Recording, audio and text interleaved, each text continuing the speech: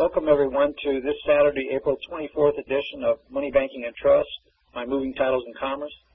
Welcome to NTT as New Trust Technology. I'm your host, Christian Walter.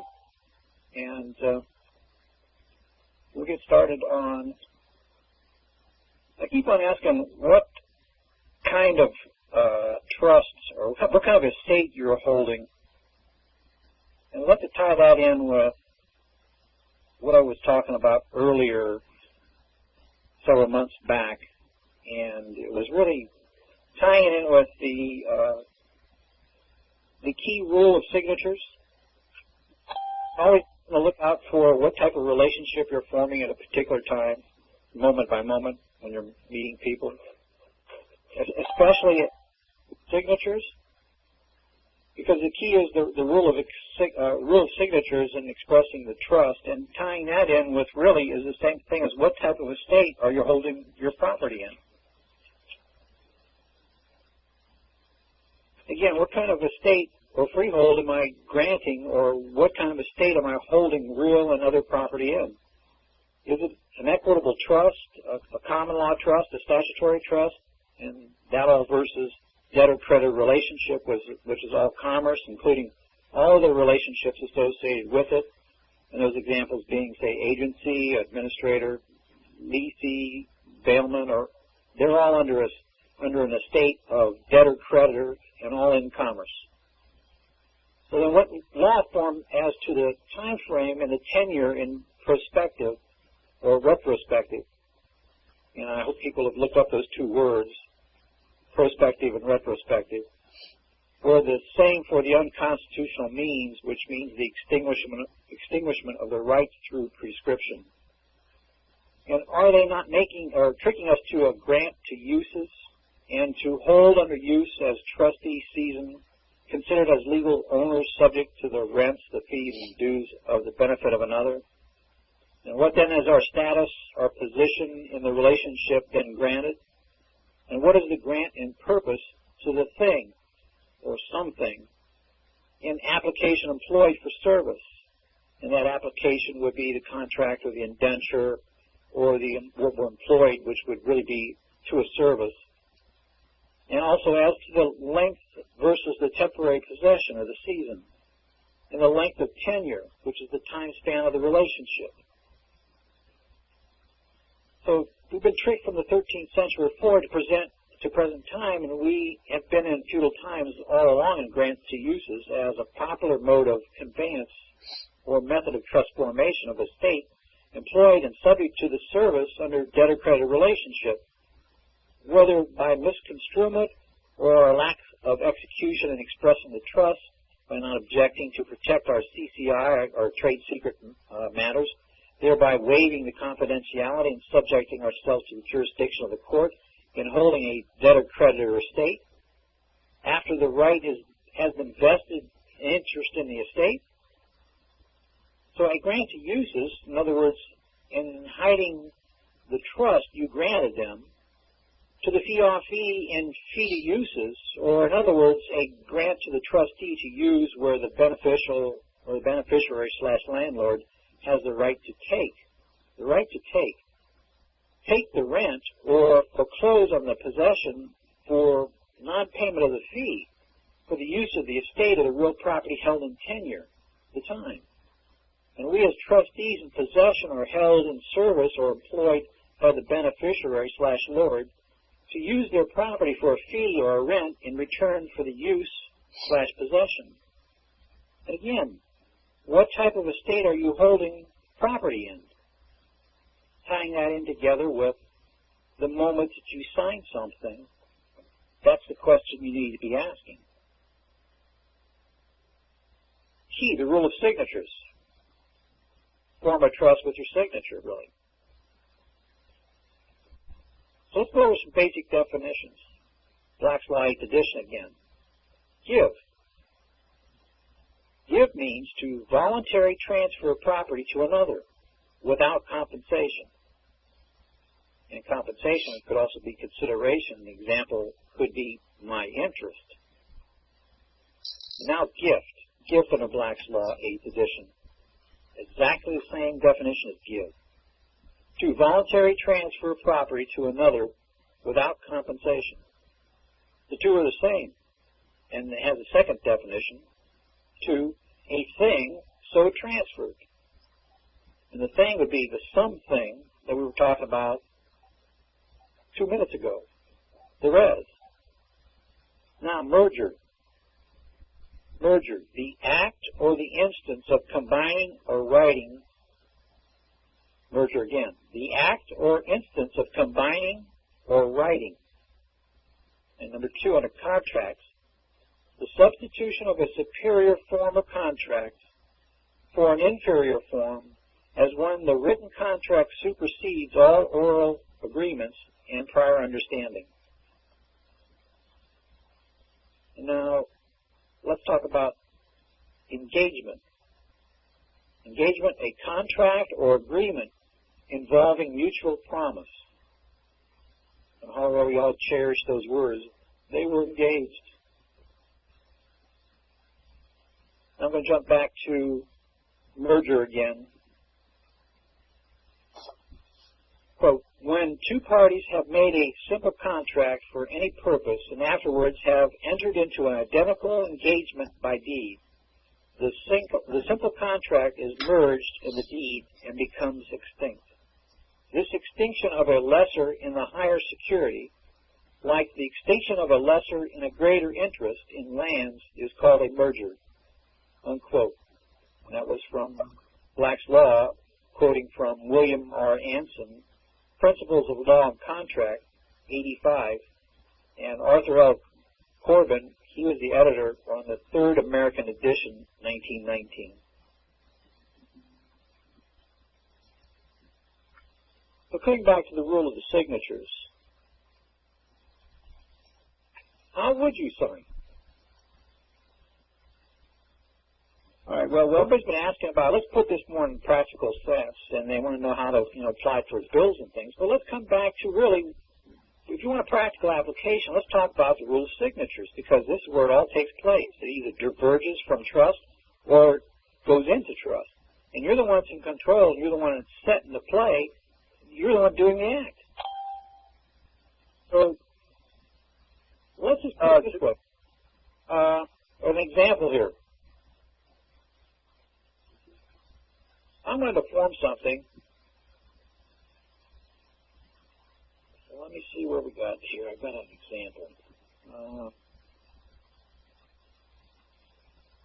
Well, let's say at a police stop, something happens, and a police officer comes up to you and rolls down the window, and he says, let me see your driver's license. Give me your driver's license and your insurance. Or maybe another example could be, maybe you're in court, and in the court, the judge says, give me your name. Right then and there, what type of relationship are you forming? What type of estate are you going to be holding your property in? From that moment on, because from the definition that we talked about, the judge asks you, give me your name. Now, the definition of give, again, was to voluntary transfer property to another without compensation. When you give him your name, or you give him the driver's license and the insurance, you are voluntarily transferring your property to another without consideration or compensation. So your name, your signature, that is your interest, that is your property. And you're being tricked to give or gift that property. And you're forming a debtor-creditor relationship because you're not executing and expressing a trust by claiming trust and proving a trust. So how about this as an answer back? I'll give you my name in confidence for a future return with my interest. Or how about if I'm going to sign an agreement, why don't I just put down, I give you my signature or my name in confidence for future return with my interest. Now, there were no trust terms involved there. I could have put in there, I grant signature, but I could change grant to give because it's really the same thing.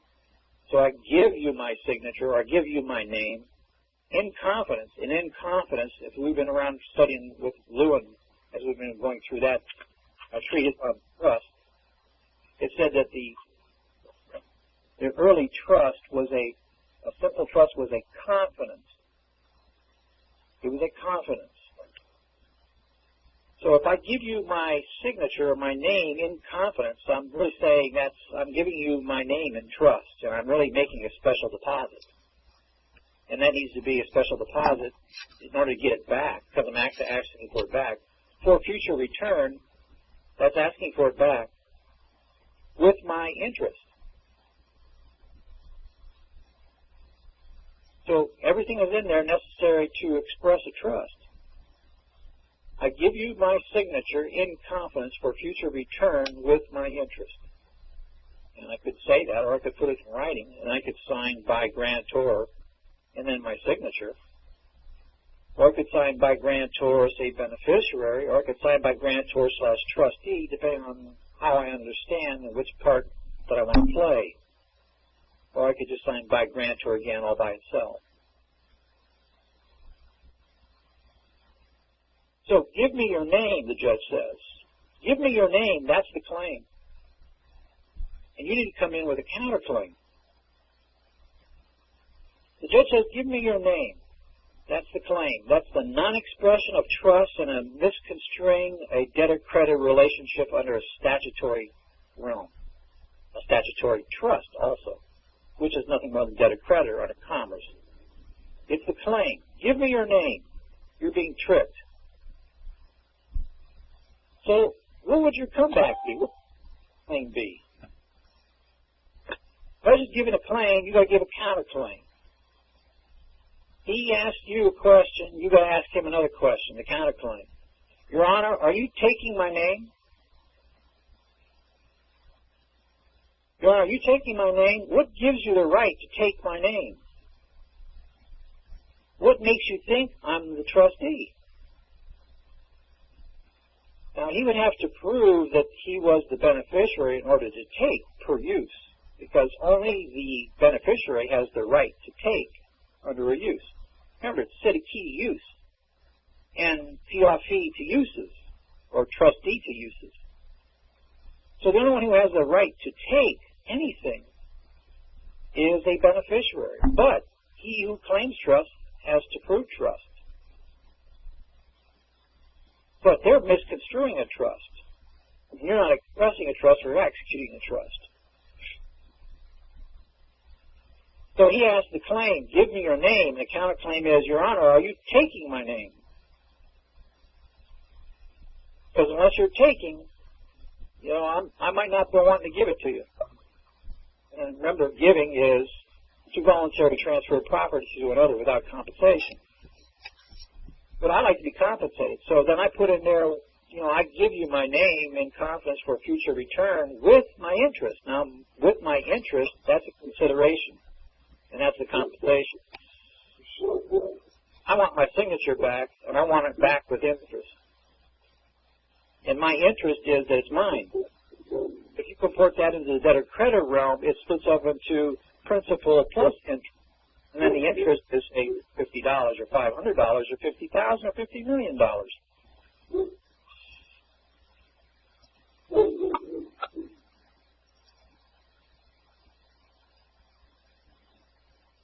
So again, the key for the rule of signatures is how am I executing and expressing the trust at the time of signing?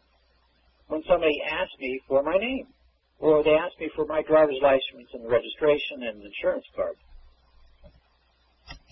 So that's the claim. Are you coming back in with a counterclaim and asking, well, are you taking my insurance card, my driver's license, and registration? What gives you the right to take my name? All those things.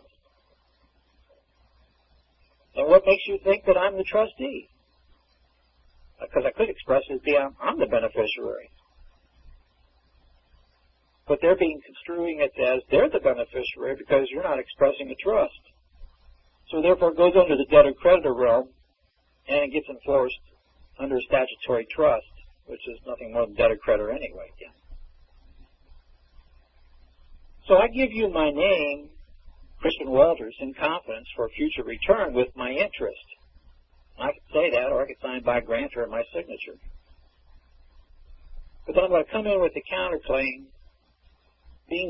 executing the expression of the trust. Now that's in equity. And the claim a trust and prove a trust and correct the misconstruement of the debtor-creditor, which is the statutory, the opposite of the equity.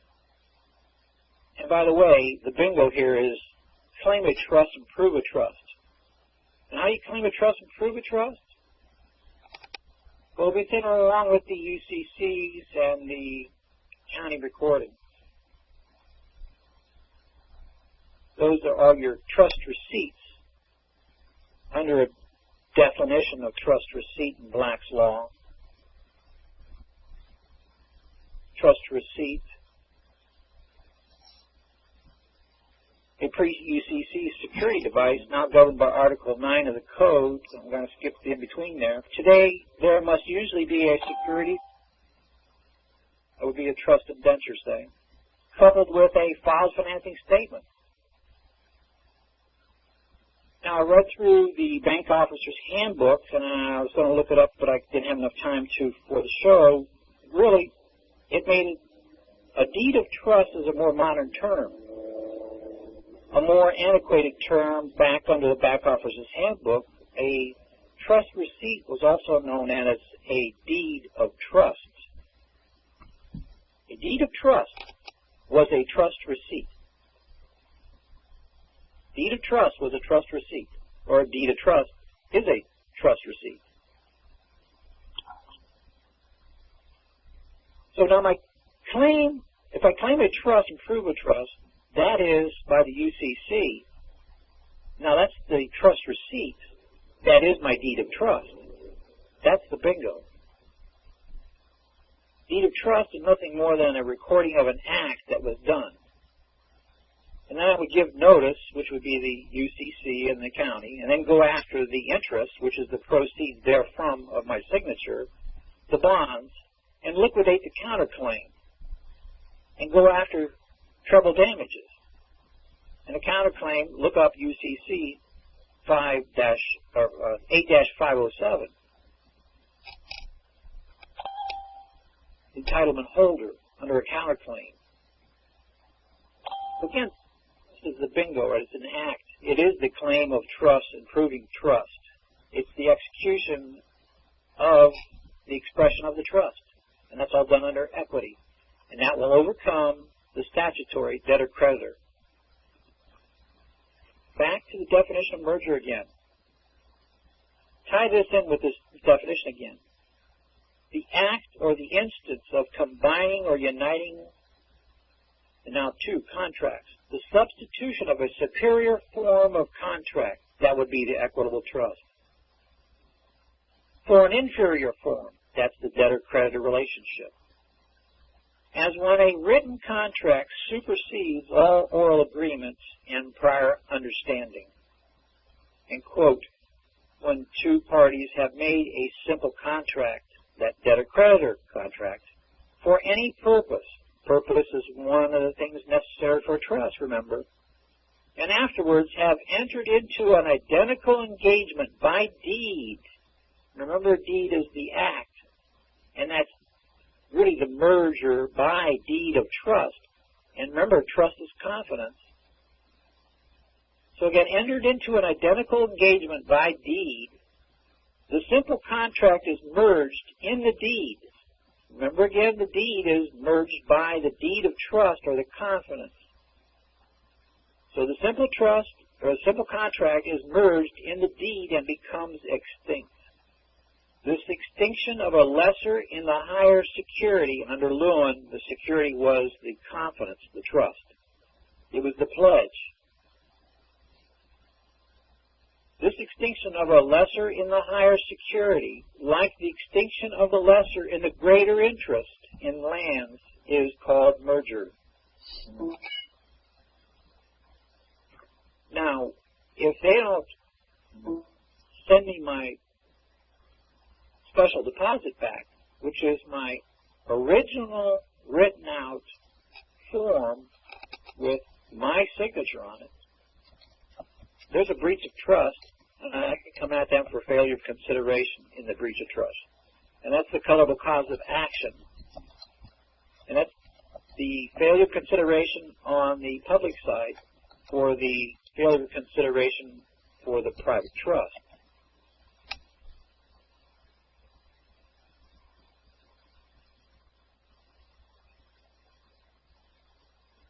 So let's say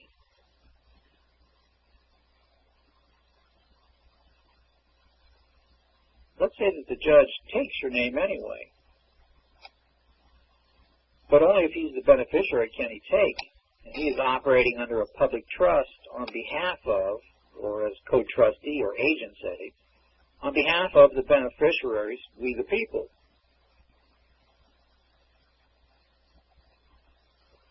But he would also be in breach also.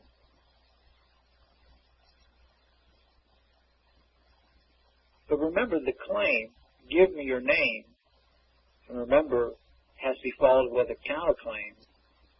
Why are you taking my name? What gives you the right to take my name? Or I could just give you my name in confidence for future return with my interest. I don't care how you play it. You could win the situation either way. But you see, we're not asking for the originals back, the name with the signatures on it, the original name and signatures. We're not asking for them back under a trust deposit or a special deposit and enforcing this under a breach of trust. Instead, we've been using the 1099 OIDs under debtor-creditor, and we've been trying to get it returned, return this special deposit, which was done under trust all along, and we're trying to get it to be returned back to the principal source by the 1099 under debtor-creditor. And this is not going to work under debtor-creditor. It's only going to work under trust. We're not claiming improving a trust, so we're not expressing a trust, executing a trust. Remember, come in with the counterclaim, being execute the expression of the trust, which is under equity. Claim a trust and prove a trust, which is your bingo, your deed of trust. It's the act.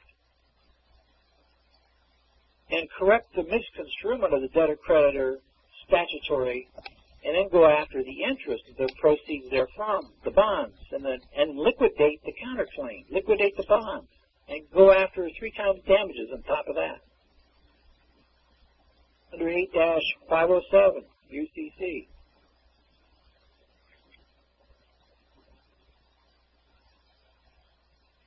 Again, what type of estate are you holding your property in, real or otherwise?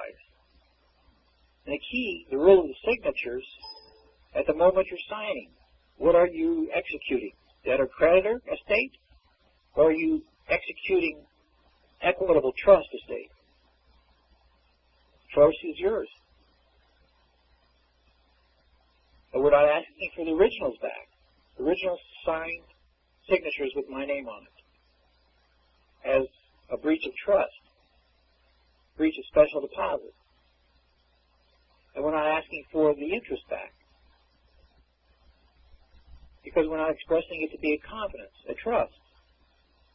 And I gave them my signature under debtor-creditor instead of giving it to them under trust, a confidence.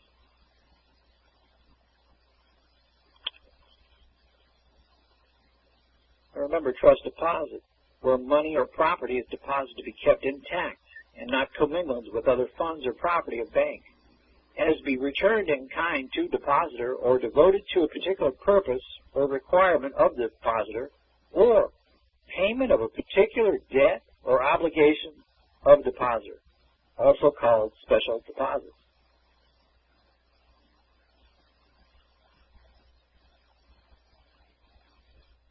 So remember when they say, give me something, that is a voluntary transfer of property to another without compensation. It's gifting. It's, again, the same definition of giving. To voluntary transfer of property to another without compensation. It's a thing so transferred. Res principle. And that's the same as granting. I grant to you my signature, or I give you my signature. Same meaning. But if I say it's in confidence, I don't have to say it's in trust. In confidence means the same thing. Now, I could put in there by special deposit. If I don't want to tip my hat, I could do that.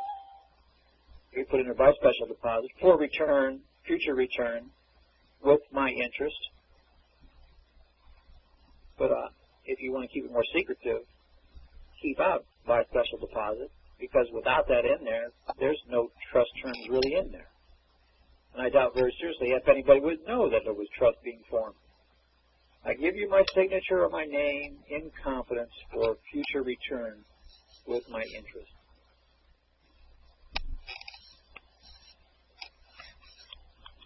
So why don't we open up for some comments and questions. Press *6. State your name, where you're from.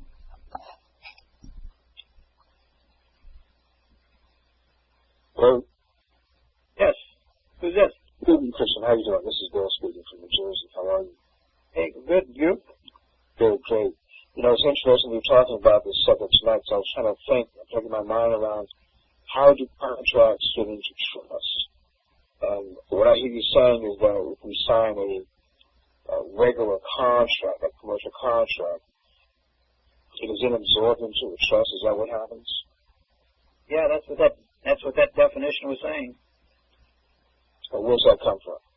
That comes from the definition out of Black's Law, 8th edition, under definition of merger. Oh, okay. So when two parties have made a simple contract for any purpose and afterwards have entered into an identical engagement by deed, the simple contract is merged in the deed and becomes extinct.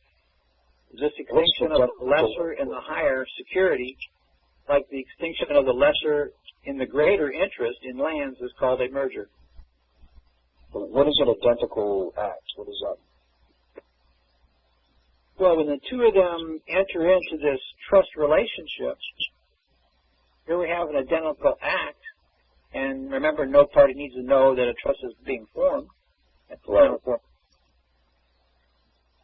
But they both entered into an act here, and that act, that's a deed, and that's a deed of trust. Your deed of trust is your trust receipt. A receipt is a record of a payment. Right. Merged the titles under trust, and there the lesser became extinct. And the higher security, or the pledge, as Lewin puts it, under the trust book, the higher security, the security is the pledge. The pledge is really talking about the confidence, and that's the trust. Higher security is trust. Okay, so in other words, the confidence or the trust is a higher form of contract. Yes, it's under equity, and under page 19 of the book in Lewin, under the treatise on trust, it says that equity is superior to common law. If there's any conflict between common law and equity, equity is going to take precedence. So that's why you say we've been in feudal law for a long time. All along.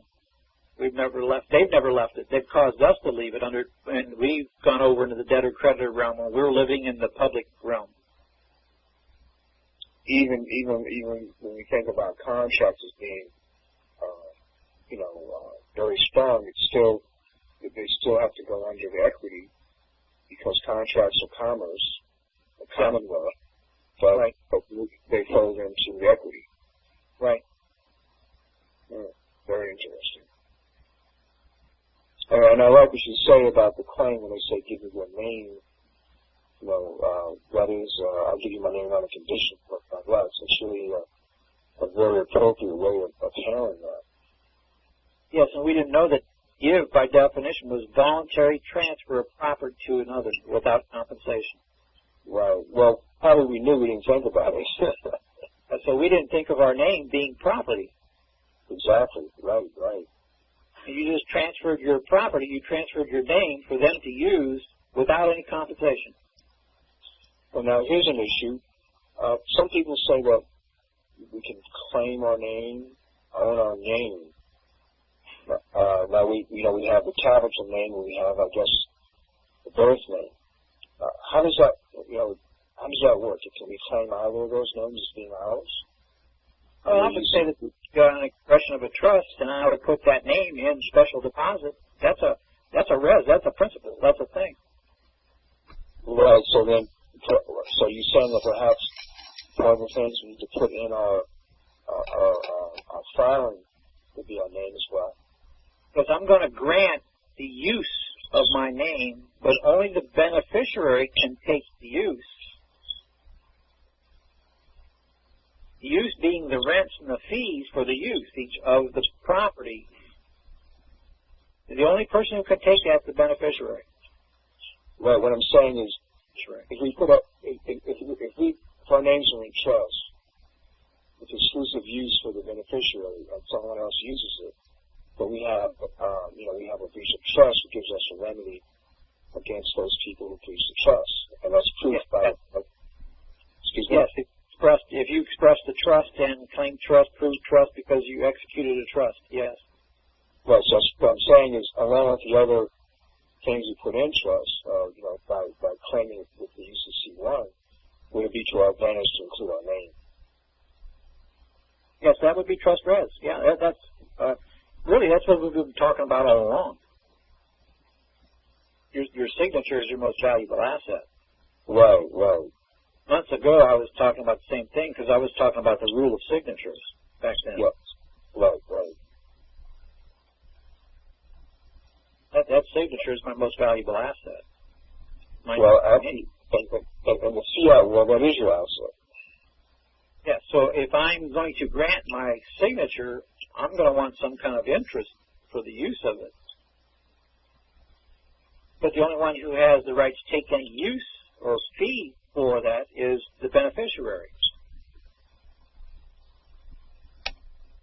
So they better be the beneficiary because I'm the beneficiary, and they better be able to prove that they're the beneficiary.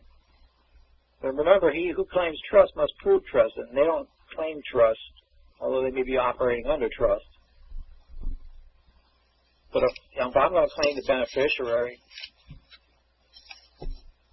then the whole power of the trust comes available to the beneficiary because the burden of proof shifts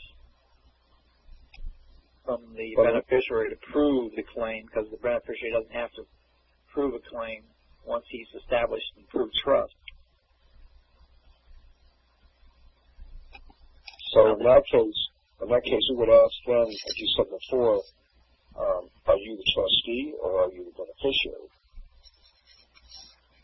Asking the opposition. And that would require them to prove trust, is that what you're saying? Yes, he would have to be the beneficiary in order to take my name. He can't take my name unless he's beneficiary. But he's got to prove it's beneficiary first. Christian? In fact, that might be a good question to ask him right away.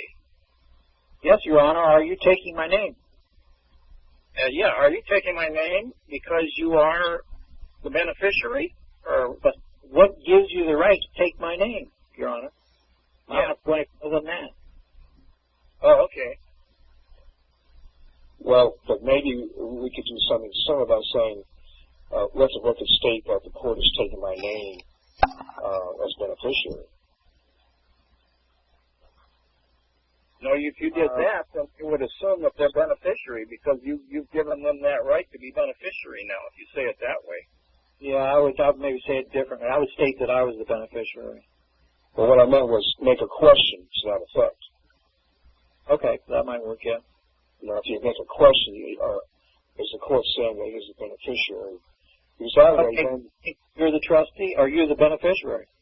Right, because that puts him in a situation to prove it. Yeah. Or at least give you an answer. Mm-hmm. How would that relate? You know, Ford has a case with his. Then they may say something from, okay, well, you know, I'm not claiming a trust. Then what do you do?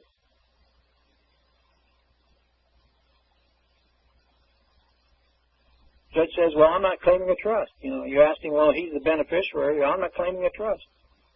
Well, then, by what authority am I compelled to give my signature on my name? Well, he's going to take it under debtor-creditor unless you don't do something. Then I'll claim a trust. Yeah, you have to start executing the trust and set up that, prove that you're the beneficiary. So then, what language would I use then? Well, then you're going to have to start talking trust and claiming a trust, but then if we're talking statutory trust, you could keep it public. If we're talking private trust, now you got to put a protective order on it, come in chambers with that. But let's say that we're talking about a public trust, because really if you're getting arrested on, say, a traffic stop, and you're coming in for a traffic ticket, you're talking about a public trust in violation of the public trust, the statutes and codes, and they're claiming that they're beneficiaries on this trust under misconstruement because you're not expressing this statutory trust that you're beneficiary. And so the fact that he says, well, we're not claiming a trust, then you could say, well, okay, then I am, and I'm grantor of that trust. Yeah, but the grantor has no right to make a claim, say, unless you want to come in and say, correct the misconstruement that they're beneficiary. You could do that. Yeah. Okay, but wouldn't that be your paperwork in advance anyway? Yeah, you could put it in the paperwork, or you could do this orally. Well, I think it's best to always do it in advance. I would say I would have it ready for advance, yes. Because that way, because that's how we have power. We have all our documents lined up. And that's our paperwork, and they don't have anything to just present. Yes. Yep. Right. So that's why we're doing this now, so that we don't have to go in and try to do it up the seat of our pants. We say, okay, look, we know what we anticipate what we're going to say or do. To prevent that, we do these things. So if he does say that I'm not proving the trust, we say, well, I am, and here's my records indicate that. Right. Mm-hmm. And I was thinking you could do that orally in court, but you could bring in your written documents to prove it, though. Yeah. Oh, yes, I agree with you. I'm just saying that for me personally, I would feel more comfortable having written documents. Okay, yeah. Well, a more written down script, yeah. Well, I mean, it just gives us evidence. It gives us proof. We never did really, think about traffic stop when the guy asked you, give me your driver's license. The judge asked you to give you his name. That give was really a voluntary transfer of property to another without compensation. Okay, now in that situation, what about the issue of let's put this one. What about how does the Constitution of the Republic fit into this whole scenario with respect to a traffic ticket? If it's charged, you need a jury, but they don't give you a jury. How does all that work? Well, I would look at the Constitution as being another public trust or maybe a public contract that they took an oath to be working on behalf of and enforcing for the benefit of the beneficiaries, we the people, on this public trust. Yeah, the public trust side, right. Yeah, but now they've misconstrued it, and they're assuming that they're the beneficiaries, and it's nothing more than, say, the United States. Because nobody's coming in and expressing that they're beneficiaries on this statutory trust, this public trust. Now, so keeping in line with that, many people say that, under common law, you have to have a victim for a crime. But then we just said that equity is a higher form of law, so the common law flows into or is merged by the higher forms of equity. Right? So does that mean that issues like a jury do not apply? If they're operating under true equity, then you'll get true equity results. Otherwise, you'll get this statutory redefinition of equity, which is nothing more than statutes and codes. But what about the jury? Same thing. Judges that they must rule on.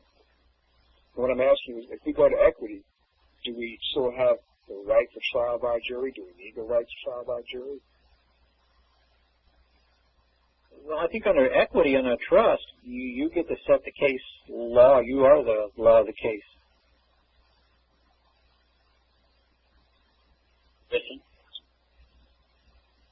So you got a comment or a? Yeah. Go ahead. What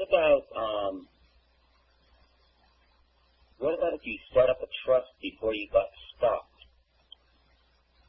and you had your name in a traffic trust, and when you signed, you expressed the trust by grantor, and you was a grantor of the traffic trust that you had in your name? Yeah, really, your name's already in trust. Just don't need it done the trust. I got it in trust already. No, but you come up with another name for the event, another name for another trust, for a purpose, for an event. Your intent of the purpose of being, for your purpose of being stopped, you had a separate trust that was in your name that was set up just for traffic stops.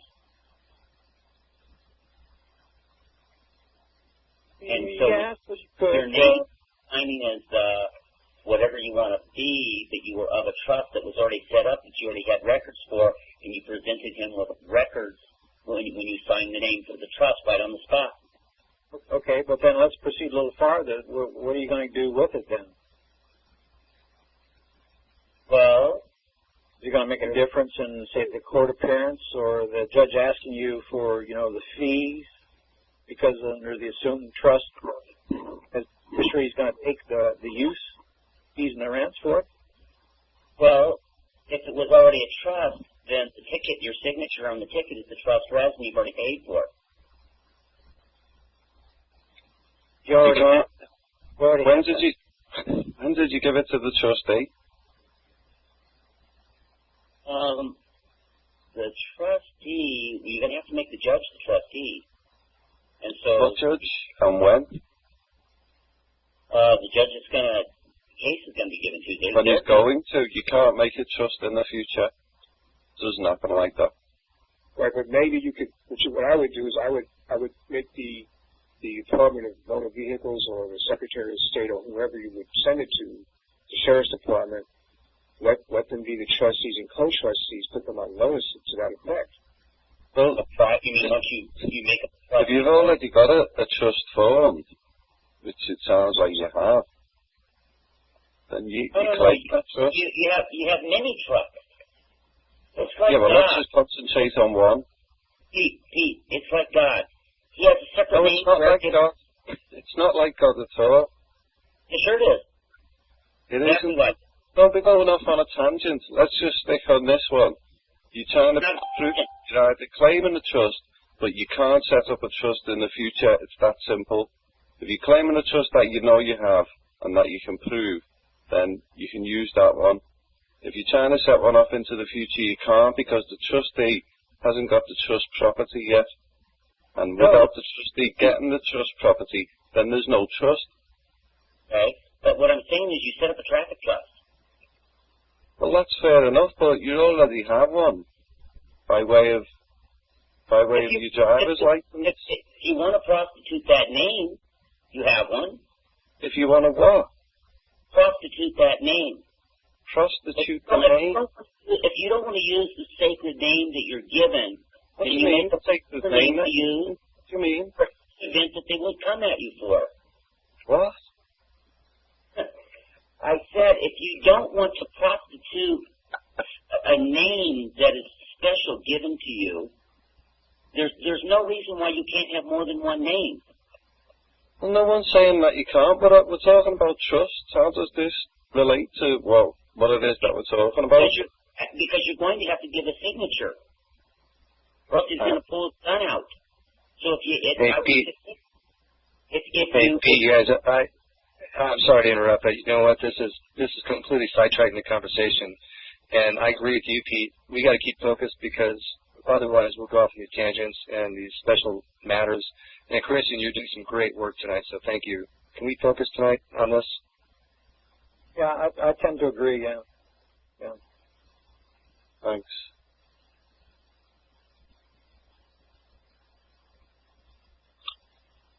Sorry to interrupt you there, Christian, but Jacob, you need to go away and you need to study more of Christian's recordings and read up on stuff. Everyone else is. I just don't understand why you can't have a separate trust for traffic. Whatever you can claim as a trust, then claim it, but you can't put one into the future. Simple. That's the end of story. Okay, but I didn't mean one for the future. Well, let Christian get on with what he's talking about, because at the moment you haven't got a valid point. Okay, I agree. It was Thanks. just something to bring up to see if it was a possibility. Yeah, I would agree with the possibility, but I don't see you making another trust when you already have one that you could work with, and I don't need to form another one and complicate matters even more. So I think what you're saying is that, if I understand, that you want to make another trust with a separate, different name, not yours. Well, That's what I think you're driving at. well, I don't know. That's why I'm kind of just trying to brainstorm. You could probably, use your same name a little bit different. Maybe if you had three names, it was ABC, and then the trust for the traffic was only A and C, and you left out the middle one. But let's stick on a point, that most people are going to go by their assumed names, and they're going to be hooked into a trust on that assumed name under debt or credit, and they're going to be paying the debt under that assumed name. So most people are going to get caught under that trap. So let's deal with that scenario first. Well, I already do that. I already have a traffic trust, and I never sign my name. I sign the name of the traffic trust. I already do it. I just wondered what you guys thought about it. I already operate like that. Have for some time. I have a separate name for my driver's license.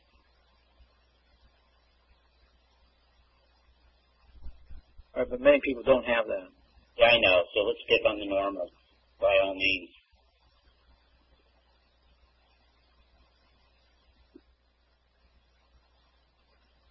So anyway, the merger definition, the gifting definition, and the giving definition, well, that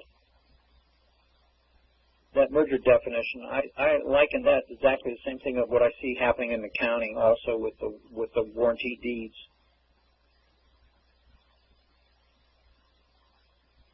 That was the example that we put in already, where a fellow actually kicked off the lien in the county by doing a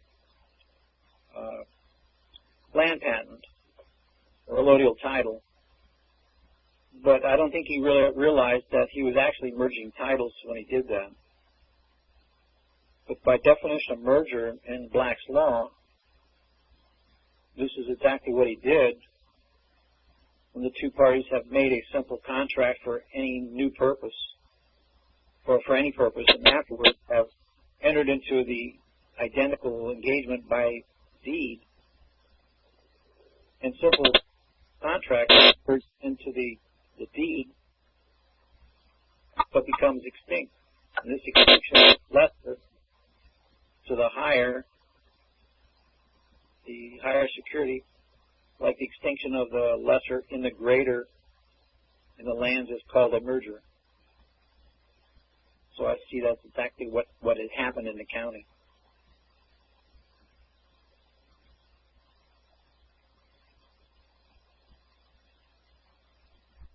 Comments? Yeah, this is Bill again, Christian. So back to the Constitution, or the amendment of the trust, is that what you're saying? Yeah, we'll get some feedback noise here really bad. Let me mute out and then. Okay.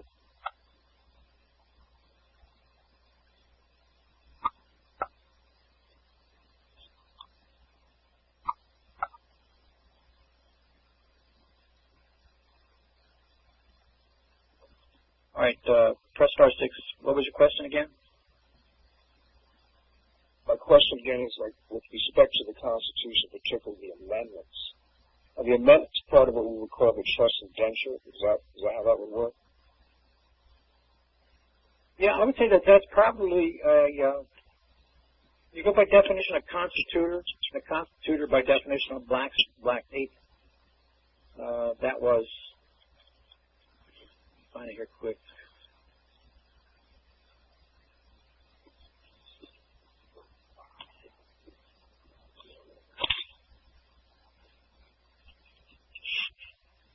Constitutor was Latin, in order. A person who, by agreement, becomes responsible for the payment of another's debts. So really, we think of the Constitution as being ours, but it's not really not ours, it's theirs. These people became responsible for the payment of another's debts. So they took an allegiance to this Constitution to be responsible to pay our debts. Are they paying our debts? I don't think so. But they're falling under a misconstruement as they assume that they're beneficiaries only because we're not coming in and expressing it as a trust and correcting the misconstruement.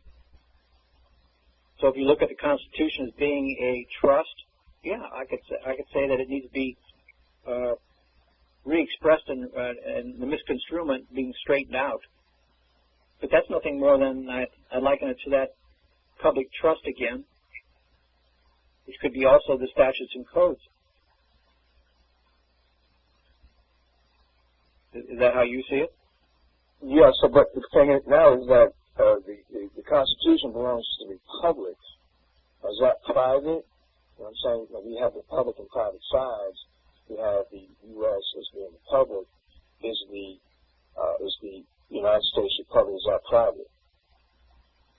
Trust. The United States, I think, is the public. Yes, right. That all has to do with public trust. Exactly. I think its statutes and codes is that public trust. Right. But it was the benefit of we the people straw men. Exactly. In that realm. Because that's the net they can see.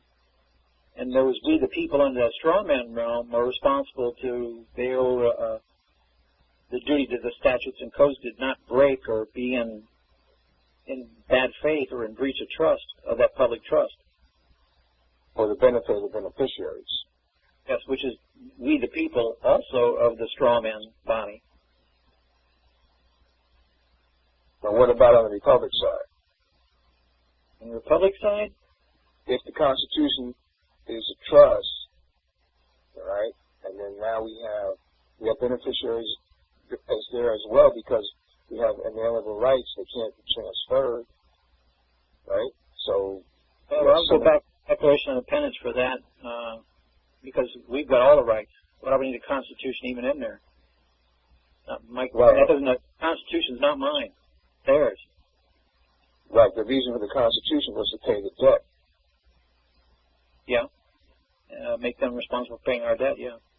Right. So therefore, we want to sort of like maybe go, as you said before, go back to the Declaration of Independence because that states our rights, which are God-given rights. Right. Uh-huh. So then, the Constitution, the Republic, is a trust or not a trust? Well, I think it's a trust, a statutory trust on the public realm. Interesting. Okay. Because it was a commercial venture, is that why? I'd say it was more commercial than anything else. Yeah, it's all for commerce. Yeah. So then those the amendments.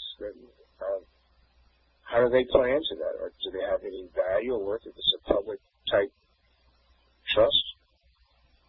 Well, I think commerce is really governed by UCC. That's what's really running the whole thing, unless otherwise by agreement. There's always that caveat. You can always get somebody in an agreement, and then that nullifies UCC, the codes and stuff. But then that Let's take the breaking solely the private. First Amendment. Yeah, that's That's possible. Yeah, that could be a way to, you say, get back to the private on. Yeah, because you have that four basic tenets of the First Amendment: religion, associate, press, or whatever else it is. Which is really, because when you keep things under confidence, that means you keep them secret, you keep them private. That is the trust. Right. I think that the ability to get into the private is right before us. It's all over everywhere. It's just that we just can't quite see it, how to grasp it and get through it, But it comes, I think it ties in with the confidence. The confidence, that is the thing that you must keep private, and by keeping it private, by having a confidence, then you've accessed the private. And that's why they say you don't have to tell anyone you're plumbing the trust. Right. Because it's solely private. A lot to think about. Thanks for answering my questions. If we didn't go into it, we could look up confidence, confidentiality. We did that in last Saturday. Those definitions. But when you protect something by giving a protective order or manifest some kind of way of keeping it private, then you're setting up a confidence. So I'm going to give you my name in confidence. That means you got to keep it in private. If you bring it in the public, you breach my trust. Now I get to sue you for breach of trust. So would that be similar if you appear in the de facto court? I give you my liberty on the condition that that in confidence, if you promise to give it back to me. Is that how it works? Something similar to that. I mean, not the exact words, but same concept. I'll make my signature in confidence, and I could put it for the purpose that I specify, and that could be to pay the debt that you're asking me for. Well, what do you think the court would do in that case, the public court, the statutory court? They may do what we asked. They may not, but if they don't, I'd have to be prepared to enforce the breach of the trust and allow equity to force the issue.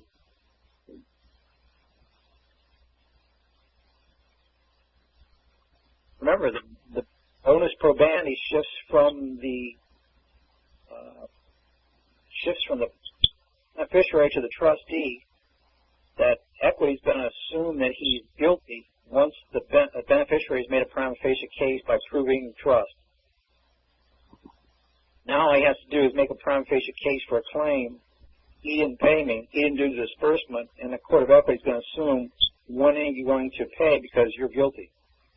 And the only way he's going to prove it is if he's got a record of a payment, or when you're going to pay. Right. Equity's going to force him to pay, or else he's going to be in contempt, and he's going to go to jail. That's how they're getting us. And that's because you set him up with, I'll give you my name and confidence. Yeah, you didn't express a trust that you didn't give your name and confidence. Right. And you didn't specify a purpose that you wanted your name used for. And the only one who gets to use the name is the beneficiary, because that beneficiary is the only one that has the right to take my name. Right.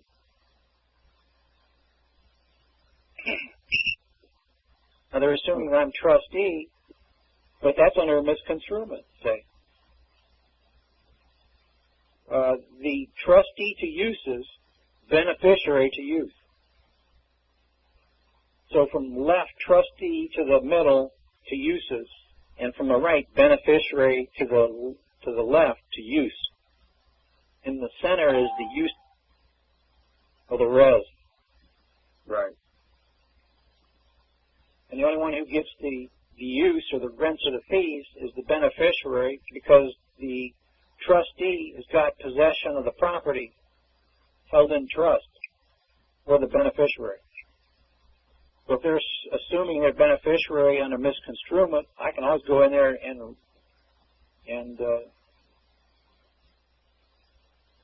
get it switched around.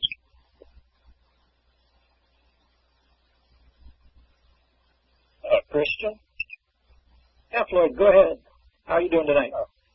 Just fine, thanks. I was talking to Bill the other day, and he brought up a good point that I hadn't thought of before, and I gave him an answer that I thought was in regard to what we're talking about here.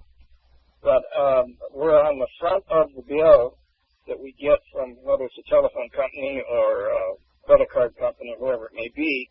When we put private non-negotiable special deposit and put on the back without recourse paid to blank, and then as grantor or trustee sign your name for straw man, and then you put your social security number in the private without the blanks, that's to show that it is a private action, isn't it? Yeah, because you put in there non-negotiable, which means private. You put in there by special deposit, that means private. Right. So then you're putting your private social security number or tracking number, however you want to use it at that point. Yeah, because you're the depositor. Yes. For whatever purpose you wanted. Yeah. Right. Okay. Well, that was the reason that I thought that was the reason that we did it that way, and so yeah, evidently that's true. Along those lines, again, I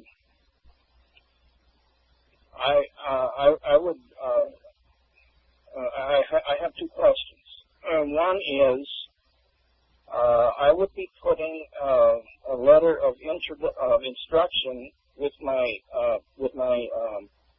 submission of the instrument, and I could say hold my interest until further notice. Would that be all right?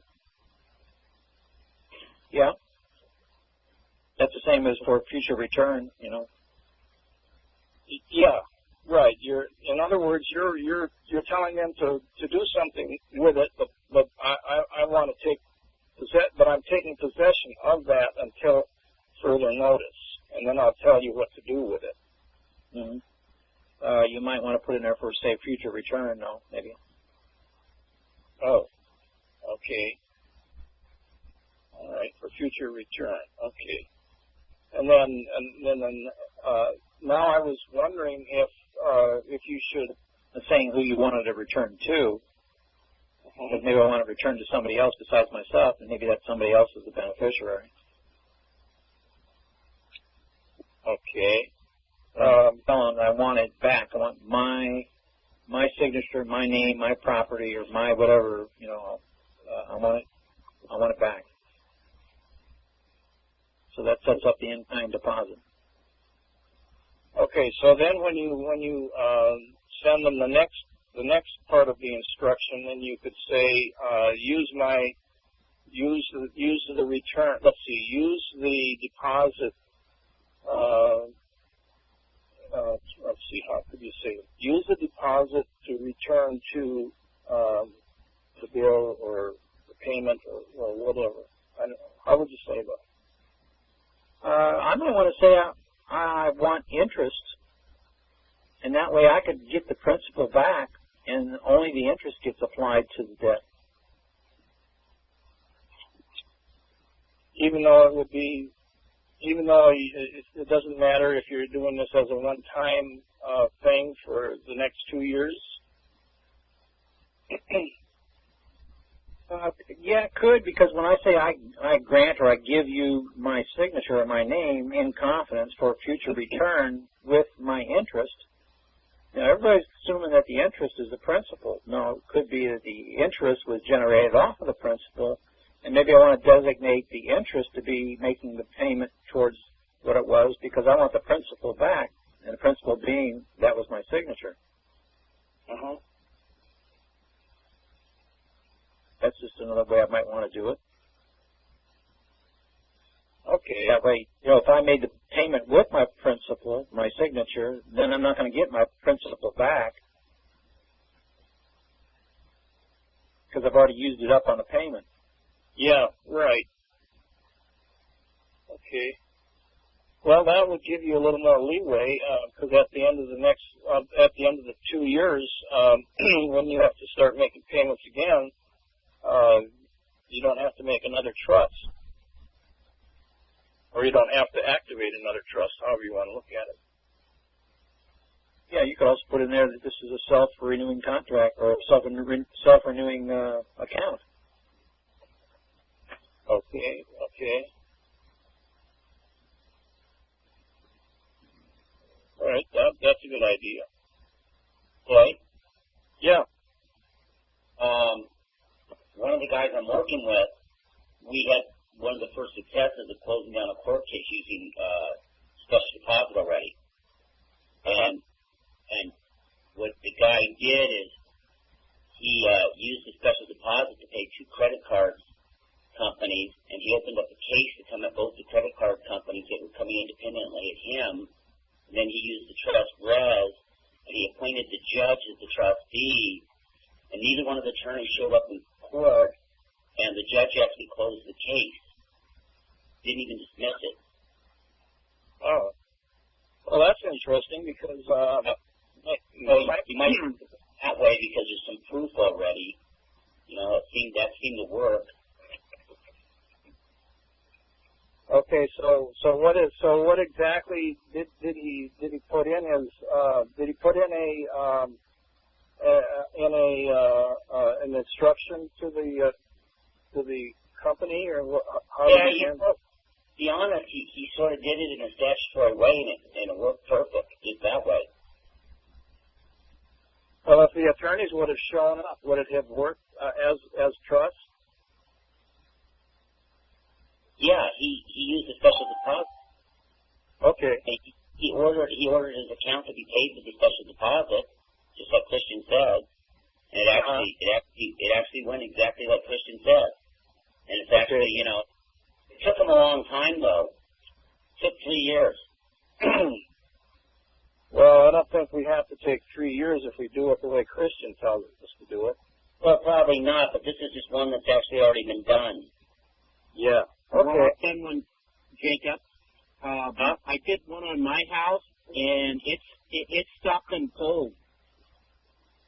Absolutely cold. It was up for sale, and as soon as I sent that in the week before, they postponed it indefinitely. Well, what did you send in, Chris? It's part of the ambassador's information that came to Valstad. Unless Christian wants you to have that information. Christian? Well, but why don't we just talk about it, Floyd, maybe you can get a hold of me on Skype or something, and Okay, how do I get a hold of them? put him in, on more privately. Yeah, if you get them the okay, I'll help them. Okay, because that would be good because I have a daughter that needs to have help with her mortgage, and I want to help her. Well, why don't we review what was done first? Okay. I don't think we've really had a chance to talk about it yet. I have a question. Yes, go ahead. Jesus. Can a person do a class action suit in the trust? I believe so, because we were talking, I was thinking before that we could use the, what do you call those, Attorney General could do a class action suit on a breach of trust. The private Attorney General. Okay, well, what about if you had like a bunch of guys that got together and we was putting something together? So somebody would have to be the grantor, or would we all be the beneficiaries? Yeah, it's possible to do a class action suit, but it might be better if you did like it through a private attorney general. That's what I was thinking. Or you could do a joinder. When you do a joinder instead of a class action lawsuit, each individual gets paid off in a handsome reward as opposed to as an individual in a joining action, as opposed to a class actions actually get divided per person for whatever the settlement is. But in a joinder, each person gets individually granted a sum of money that could vary from one to the other. And actually, the real attorney general, or not the real attorney general, the colorable attorney general, he's the one that prosecutes, right? Is this information on Gilbert's? No, this was, there's such a thing as a private attorney general, and if a person comes, well, of course, can you explain that a little better to him? Yeah, private attorney general is 42 at 1983 through 1998. But what it stipulates is that you've got to give the attorney general's office or the district attorney, depending if you're going to the county or the state, you have to give them an opportunity where you do a deferral that they're not acting on your behalf. Therefore, it activates the private attorney general status. You can come in without commission papers. It's fine and dandy. You can also come in under 42 at 1983 through 1988 as a whistleblower, which is identical statute, but not claiming yourself as a permanent private attorney general. Private attorney generals have the ability to take cases right to the grand jury and actually act in the capacity of a prosecutor and also be able to testify and work on the investigation for the conclusions from the grand jury. They're the only person, and I'm talking about statutory person, that has the ability to do that. A prosecutor, a DA, and an attorney general cannot do that. All right. I'm going to Skype you, Chris. Thank you. Yeah.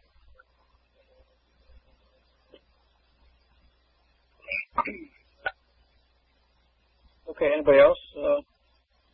Question, comment? Yeah, I had another question and I forgot what it was. I was going to ask you, and then I got sidetracked after I talked to Chris. It went right out of my head. I'll probably think about it again. It had to do with oh yes, what it is this. In the information that I put on the back of the bill, when I put pay to, if I know who to pay it to, I can just put their name in there, can't I? Yeah, you can, but if you leave it blank, that makes it a bearer instrument, and that way they can pass it on once they get it. Oh, okay. Because I found out who the chairman and the president, the CEO and director, and the CFO are. The president, CEO, and director is all together in this one man, under this one man, I make it bearer form, and they're tempted to take and use it and make it so that they don't have it any longer. When I ask for it back, if they don't have it, they'd be in breach of trust. Okay, but in my case, I want the res applied to the payment of the, or I want my name. But I still give them instructions to take that bearer form instrument and use it for convert it and pay the debt.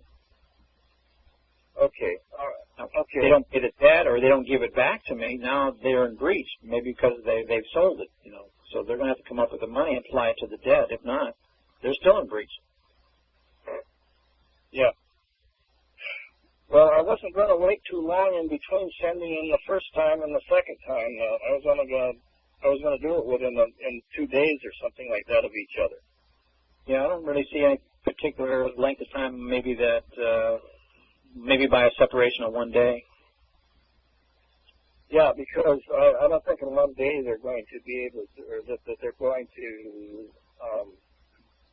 that they're going to transact that kind of action. I wouldn't think. They would probably still be holding it in the 2 days. In fact, you could even cut it finer if you had some way of getting it down to the timing where you could prove that by time that happened after the first one.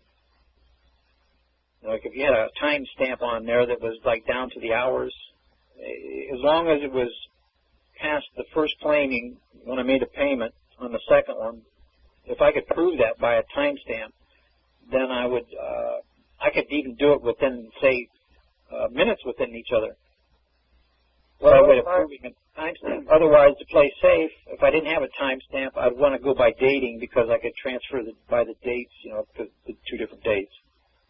Okay, if I send it registered mail, that would timestamp it. Well, I don't know. Are those time-stamped or not? You know, I know that they go by dates. Do they actually go by hours? I don't know. I'd have to look and see because I did send a registered mail one day. I don't know if I have it. I have the RA number, but I don't have the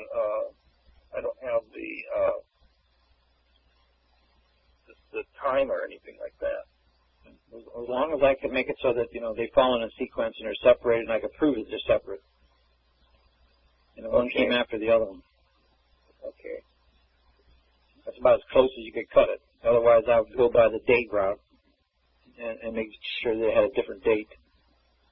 Yeah, I can always do 1 day separation. There's no problem with that because this is due May the 2nd, so I have this week to do it.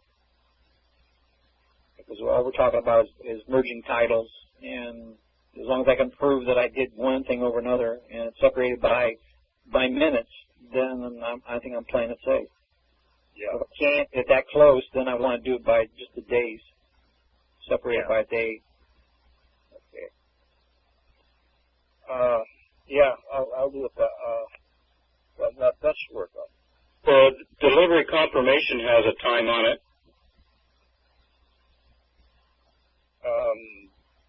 The delivery confirmation that you get off the website has a time of delivery. It says 11:24 delivered.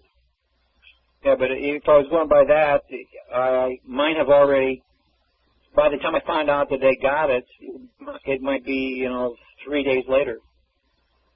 Yeah, that's true. Yeah. I'll just go ahead and register it, and then I'll register the second one. And that way I know that they'll have it. It'll cost a little extra that way, but at least I'll be in control of it.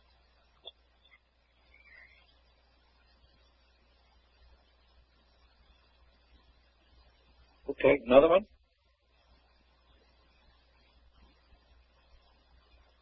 You got another one, Floyd? No, I'm done, thanks. Right now I don't have any more questions. Okay.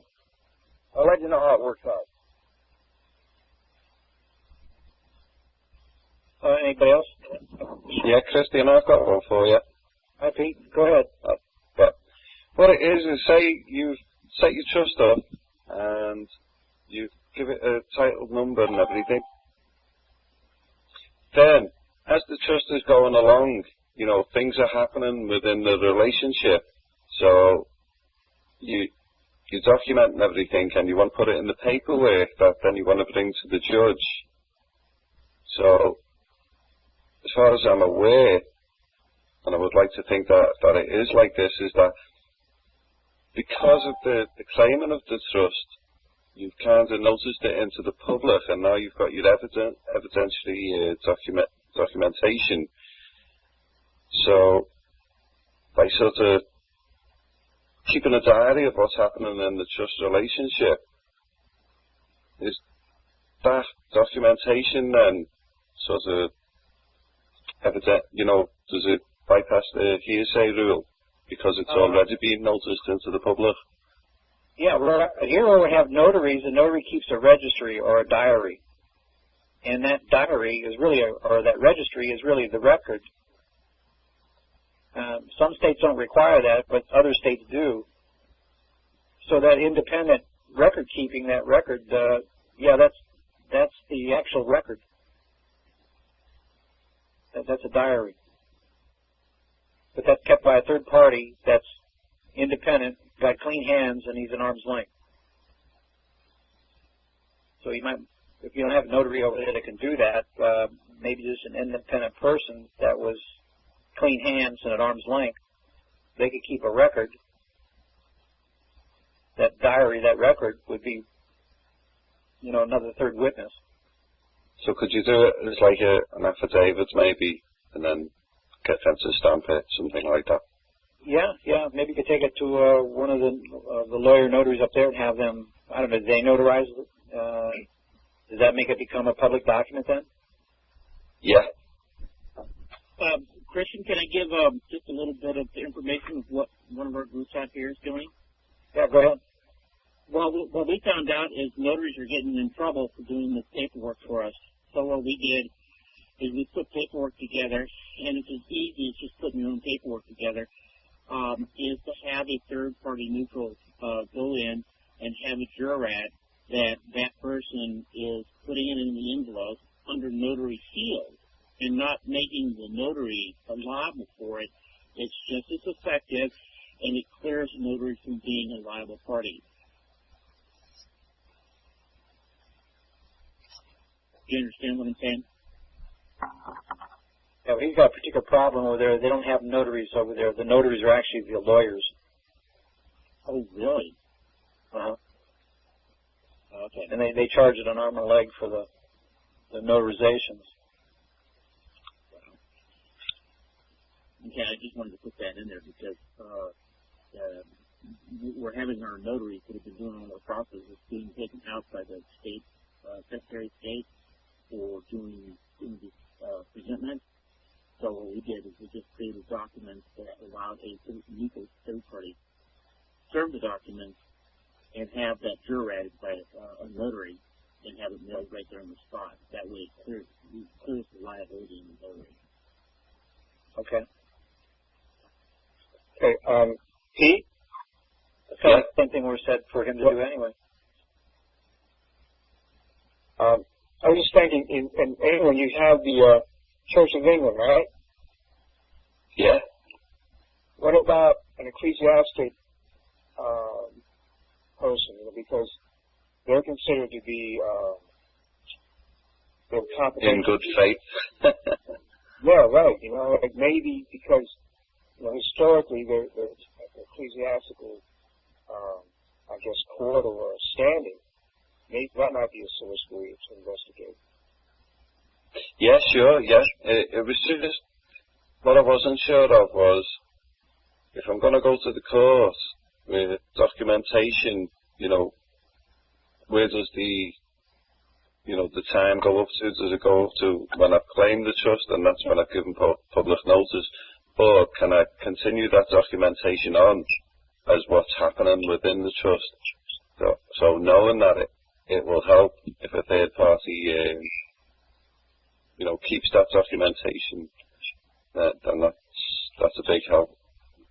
Well, that might be a source to look at because they're supposedly, people of good faith, Yeah, definitely. I will look at that aspect. I know that the Archbishop of Canterbury, he is the one notary in England. Really? Oh, okay. Yeah, he's the head of the Notarial Society. Oh, cool. Do you have hearsay rules over there? Yeah. Are there exceptions to the hearsay rules? Oh, I haven't looked at that. That's where here, the notary seal, that's the exception to the hearsay rule because it's an actual public document. That's outside the hearsay rules then. That's interesting too. So check exceptions to the hearsay rules. I will. You know, I found a document today. It was a subpoena for President Obama, and he put in some evidence as a witness under protective order, and then the judge ruled that it wasn't sufficient criteria to come under the protective order and removed the protective order. Uh-huh. I don't know how relevant that is to you, but just wanted to get that information over to you. That was in Chicago, in Illinois. I wonder if it had the elements necessary for the protective order. It didn't. It says that in the footnote. Yeah.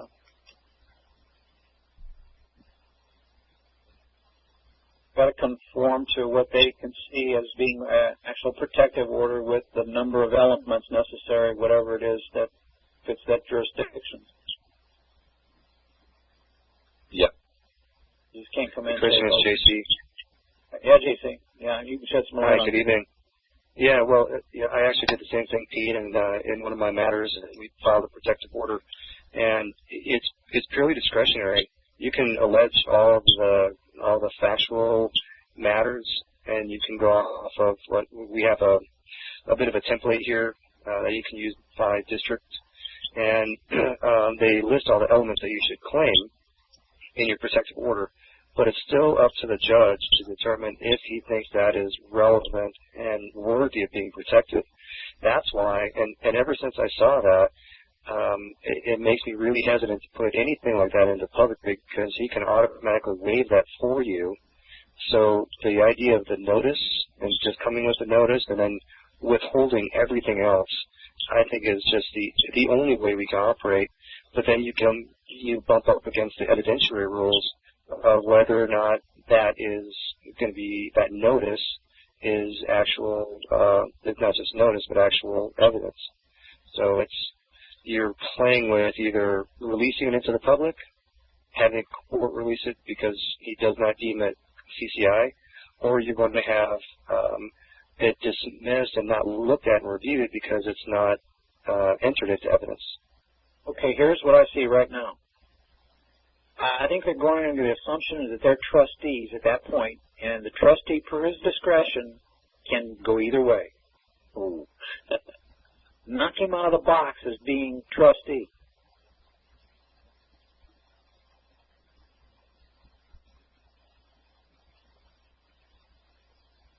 Could you allege that? I mean, could you make that either by affidavit or in your protective order pleading, stating that this court or Judge so-and-so is hereby, just basically define the trust in that indenture, that pleading? Yeah, you put it in the indenture. That's too public. He does not have discretionary powers.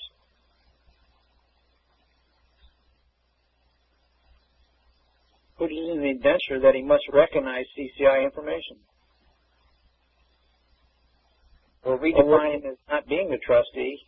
That way he has no discretionary power at all. Well, if you say he's not the trustee, then he's the beneficiary. No, he doesn't have to be a beneficiary. He could be some neutral party. Agent. He could be an agent.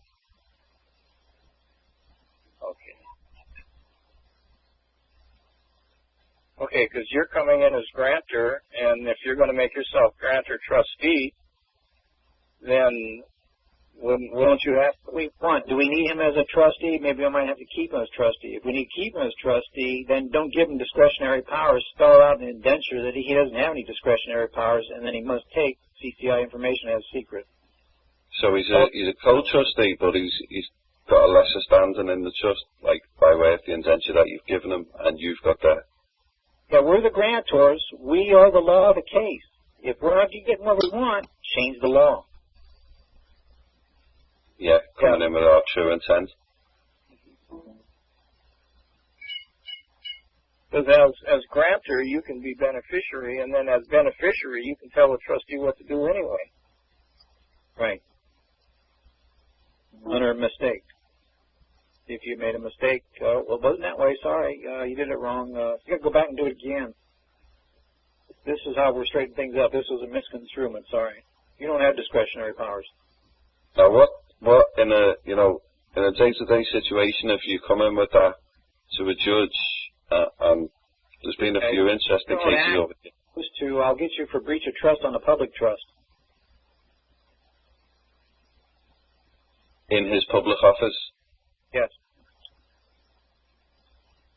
So how would you move that? Like, would you put a complaint into the courts? I don't know what you call it over there, the Courts Association.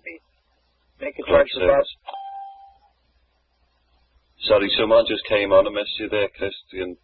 Make a charge or claim for bad faith. Bad faith on the public trust, which would be the breach.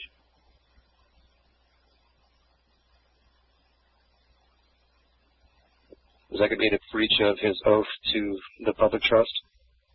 Yeah. Yep. It also ties into the oath to support the Constitution. Mm-hmm. Plus, he owes an obligation to not breach any statutory law. Also, if he breaches statutory law, same thing as bad faith, breach of trust, breach of public trust. So you're acting, in your case, under the 14th Amendment as well, and staying as a man. How are you coming in as grantor? Are you coming in as grantor as the citizen? Are you talking to me? Well, appear in that realm anyway, you're going to have to appear as, say, a fiction grantor.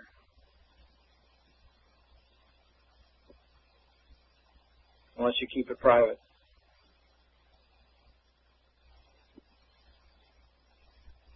Kirsten, you bring up a great concept right now that we were talking about today. We were, some associates and I were talking about filing a declaratory judgment, injunctive relief, and when we were doing that under the old debtor-creditor, and we took some pleadings that go back, a couple of years before the trust technology started to develop, and you are coming in the open public in these old complaints, and you're asking the court to declare that you are a living man, you are not a government employee, all these other matters. Yeah, on that law, which is not equity. Right, exactly. So, and now the presumption is that because it's a declaratory action, it's non-binding on any other courts. And so, therefore, you'll get some kind of remedy, i.e., the court's going to rule in your favor because you're going to put enough evidence into the court that they will never come and try and refute that.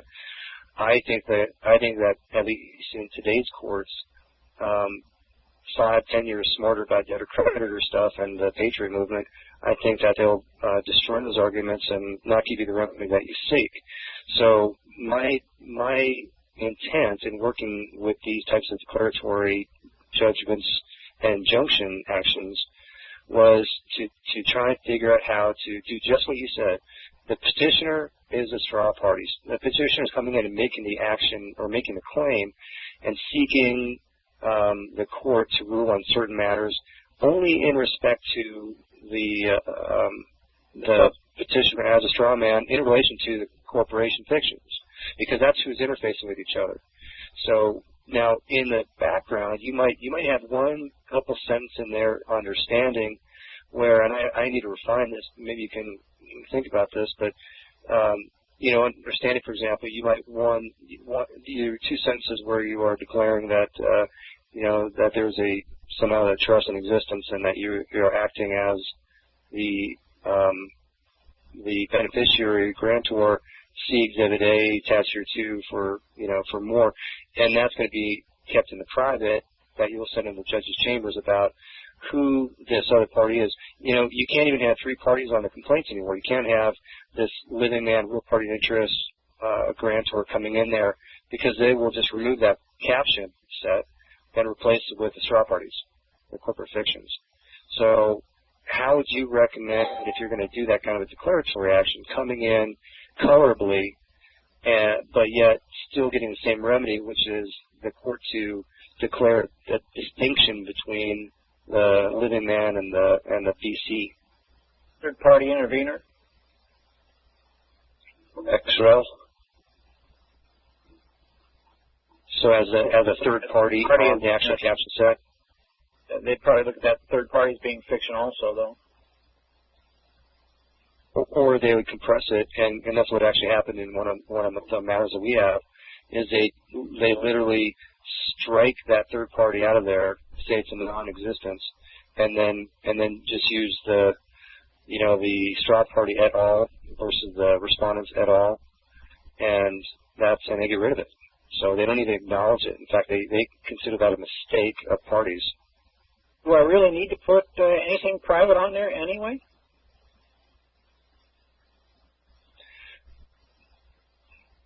Well, no, that's my point. This is a public space. You're asking for these public recognition of certain matters.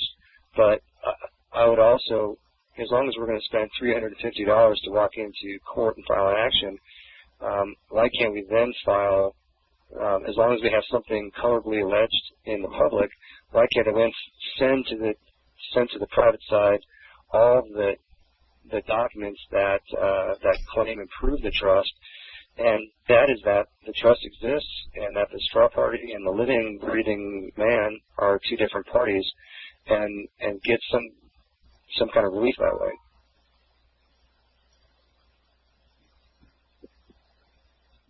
Okay, or do you even need a public recognition of that?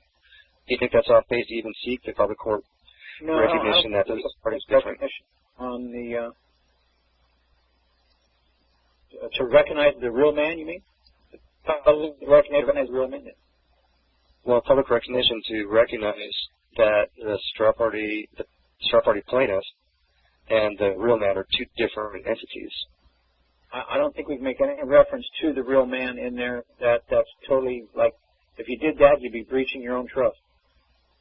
Right. Could you name the name as an account, though, specifically just keep naming it as the account? Because that's technically what it is. I mean, that's the pass-through. That's like it sits on a fence and seeable in both rooms.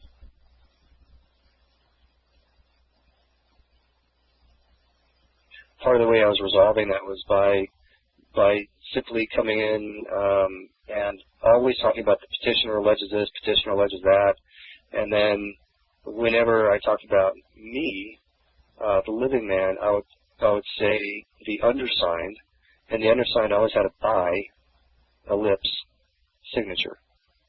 And so, at least to the extent that, and that was as little colorably as possible. To me, that felt like it worked. The undersigned, because that's what attorneys do. They always say the undersigned, appearing for blah, blah, blah, the petitioner. And if we do the same thing, always talking about the petitioner comes now, as set forth by the undersigned, and the undersigned is a qualified signature. Okay, yeah. But why do we have to keep the distinction? So, if we could just make it all colorable, is there a purpose for setting up the real man has to show up anywhere in that paperwork other than because everything that's private would be in chambers? So are you saying in the public court pleadings that you're just going to sign unqualified signature for the petitioner? Well, it would be qualified, yeah, with the ellipsis, yes. Okay. Wouldn't that tie into what we spoke about at the beginning of the call, about qualifying your signature for the court? Yeah. Mm-hmm.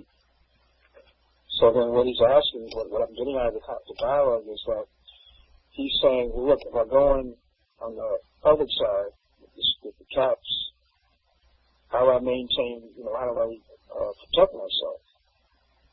So what I thought we said was that to protect himself with the signing, I give you my name and my signature on certain conditions. Would that in some way help him in that situation? Well, I could put, I give you my signature or my name in confidence for future return with my interest. But that would set another place, a different tone. That would indicate to the court, to the magistrate, that you are claiming trust. Where's any trust terms in there? Excuse me?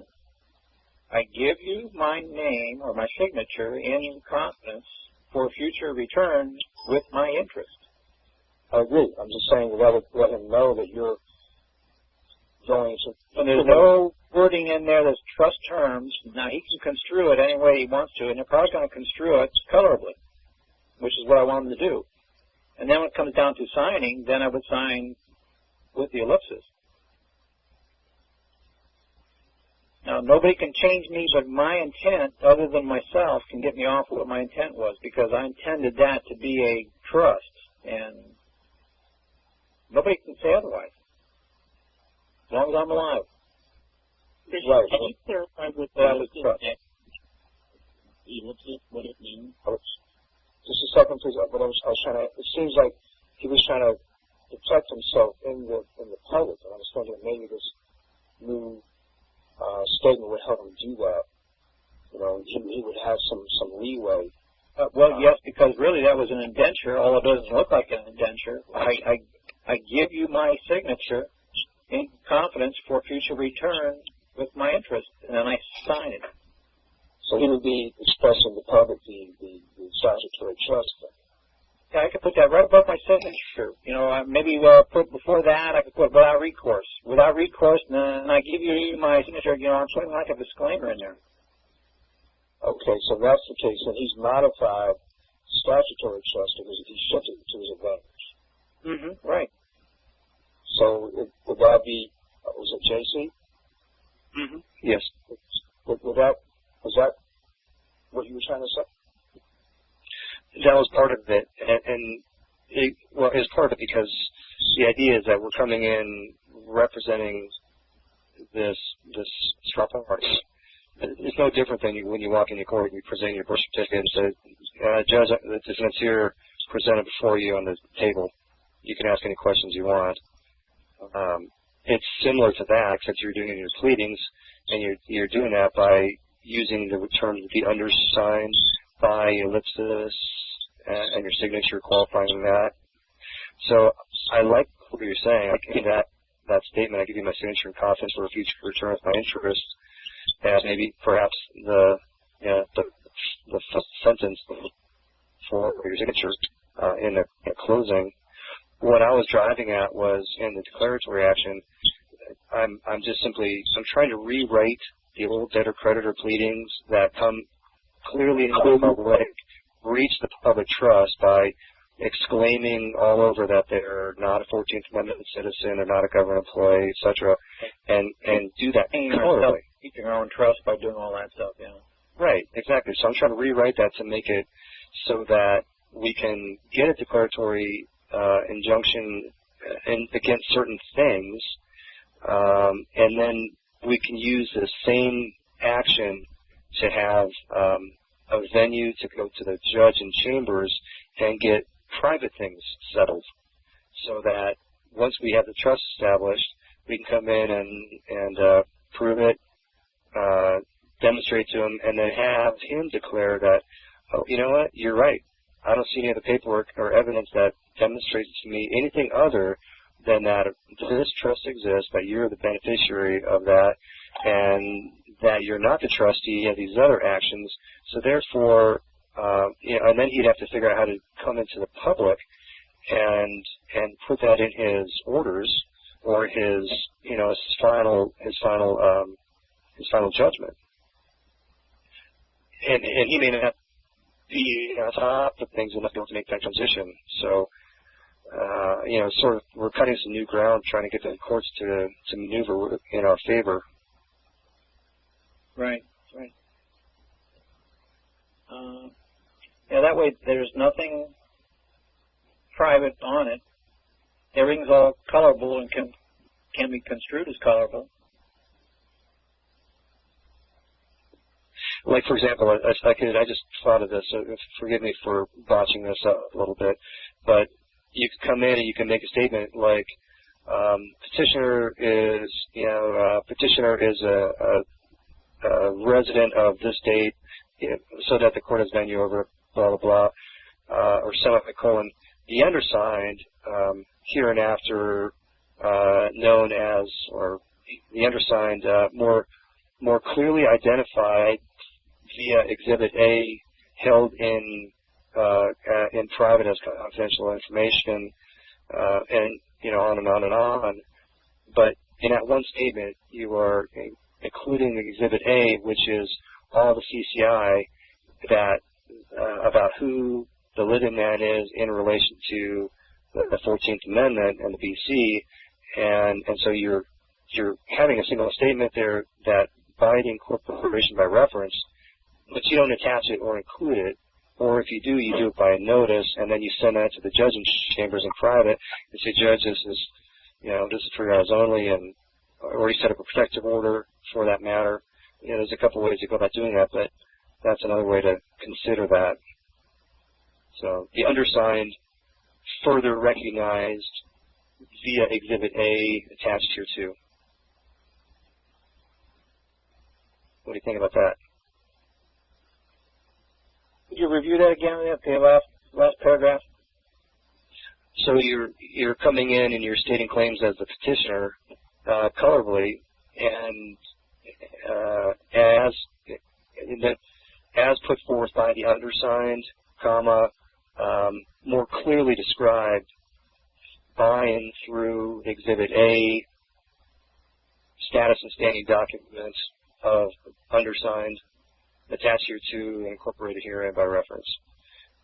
And then that Exhibit A is stamped CCI all over it, and that's what talks about the status and standing of the living man, of not being an employee, of not being domiciled in D.C., not being, all those things that we know to be true that will not be able to be rebutted. So that's what's going to be held in confidence. But you stated it and you incorporated it by reference into your public pleading, but you didn't breach the confidence, because all you did was to state the undersigned as more fully and completely described by and through Exhibit A. Right. Here may be an example. This is talking about attorney-client privilege, about work product and trade secrets. So fact work is traditionally protected information. Or traditionally protects information that relates to cases and such, where opinion work and then is attorney's opinion and stuff, whereas, quote, fact work product is subject to discovery upon a showing of a need and undue hardship, where work product and the other stuff is different. But going down here farther, it says, the Florida Supreme Court recently ruled that the attorney work product doctrine and work product privilege is specifically bounded and limited to materials not intended for use as evidence or as an exhibit at trial, including rebuttal. So, evidence, an exhibit at trial. And it says down farther, the court's determination whether the privilege or the exception prevails, quote, to minimize the threat of corporations cloaking information with attorney-client privilege in order to avoid discovery, claims of the privilege in the corporate context will be subjected to a heightened level of scrutiny. And then it goes on, the most expeditious procedure for handling a work product, attorney-client, or trade secret objection may be a request for the court to conduct an in-camera review. And then there's a footnote that references, and it says, see Beck versus Dumas, 4th DCA, 1998. Where the trial court departed from essential requirements of law in ordering disclosure of trade secrets, procedure for determining trade secret privilege set forth. And there's a couple other cases listed. Trial court required to conduct an in-camera review of information contained in computer diskettes or determine validity of parties' assertion of a attorney-client privilege. And another case cite where when work product or attorney-client privilege is asserted, court must hold an in-camera inspection of discovery material at issue to rule on applicable privilege. So it could be just requesting a evidentiary hearing. That is your in-camera review. That's the only issue with that is it's discretionary. The judge doesn't have to grant an evidentiary hearing. He doesn't have to grant the protective order. And as soon as you attach an exhibit, then if that's not granted, then all of a sudden, boom, it's right in the public, and it's there for everybody to review, and you've waived it. What about if you did the trust and you claimed the trust that you put that requirement in your indenture?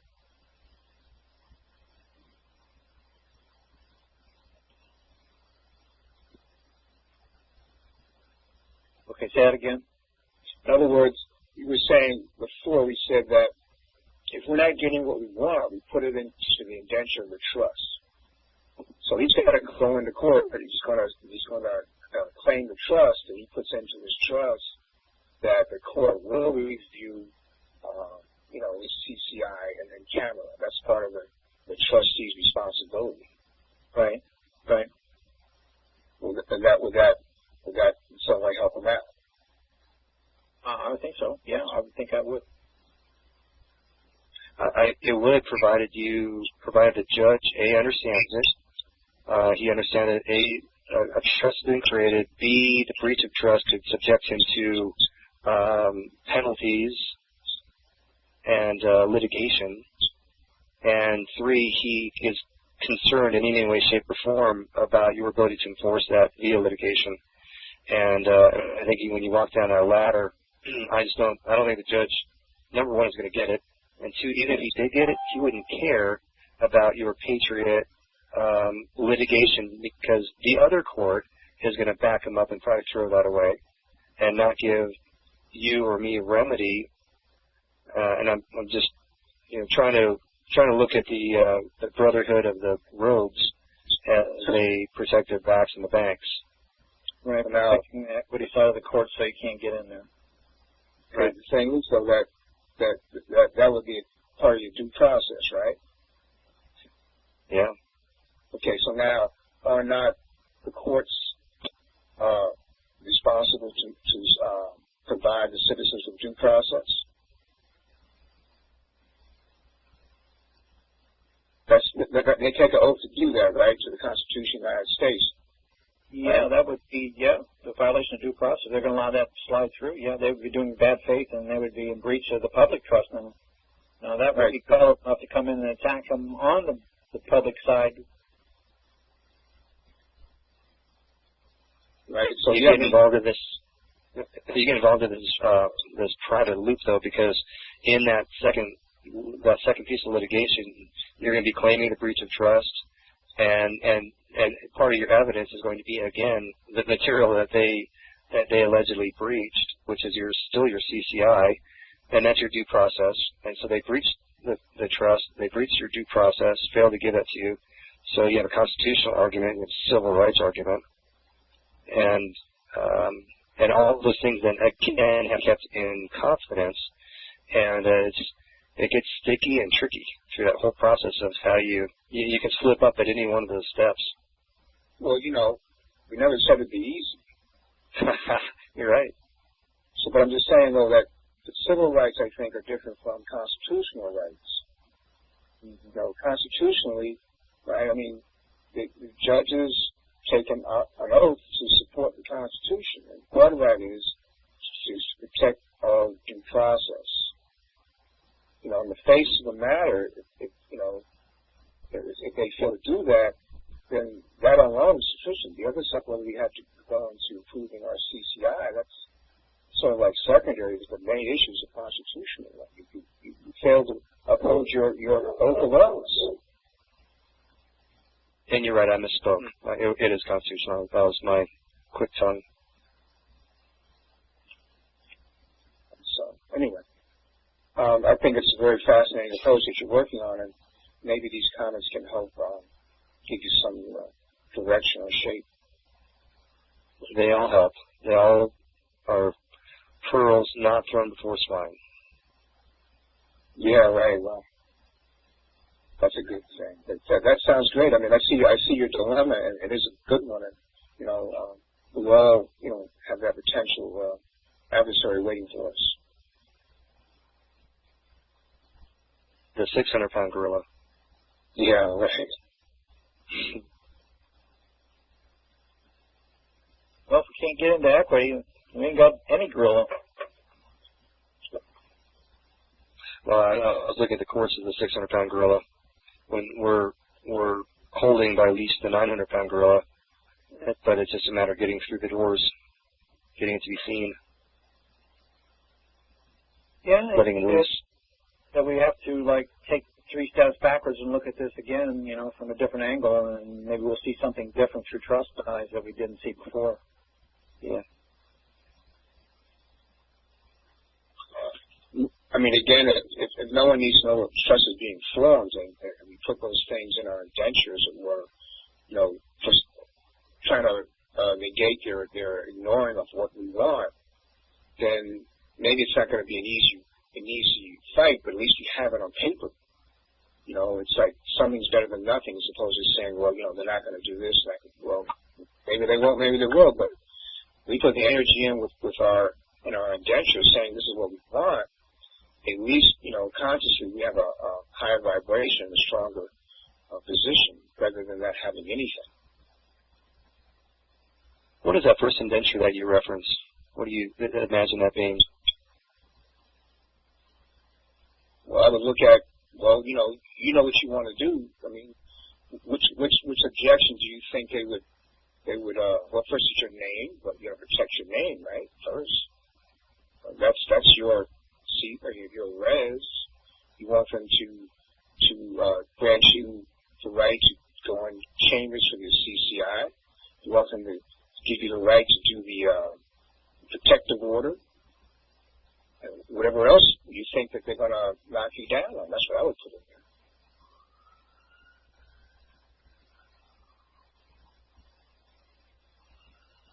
There's all the things that you find they're going to use. It's like making a sale, You anticipate the objections before they come up, so that there are no objections that you can think of anyway. And are you going to submit that indenture colorably via pleading, or is that going to be to the judge in chambers, creating a trust with the judge under almost like a limited power of attorney as a trustee for this particular matter? Well, I would go private the best I could. I would use the one UCC1 to do the filing, but I wouldn't necessarily divulge that. All the stuff we've been talking about. Because let's say that maybe you don't get relief on the first level, but at least you have it, recorded. It's there. The first magistrate, or whatever you want to call that person, doesn't, go by the rules, but you still have it on appeal. It's still there. Yes. I like that. Putting the judgment in contract in advance of his rulings, or rather, trust. So essentially, right.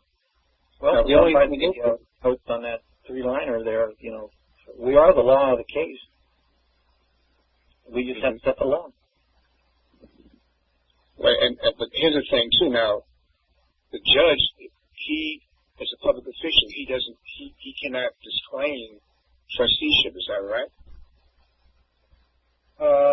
Well, there's two ways of looking at it. Under trust, he can't. He does have the right to disclaim, which puts him in a worse position if he didn't. Now he's got to appoint a successor trustee, and if he doesn't do that, he'd be in breach of the bench.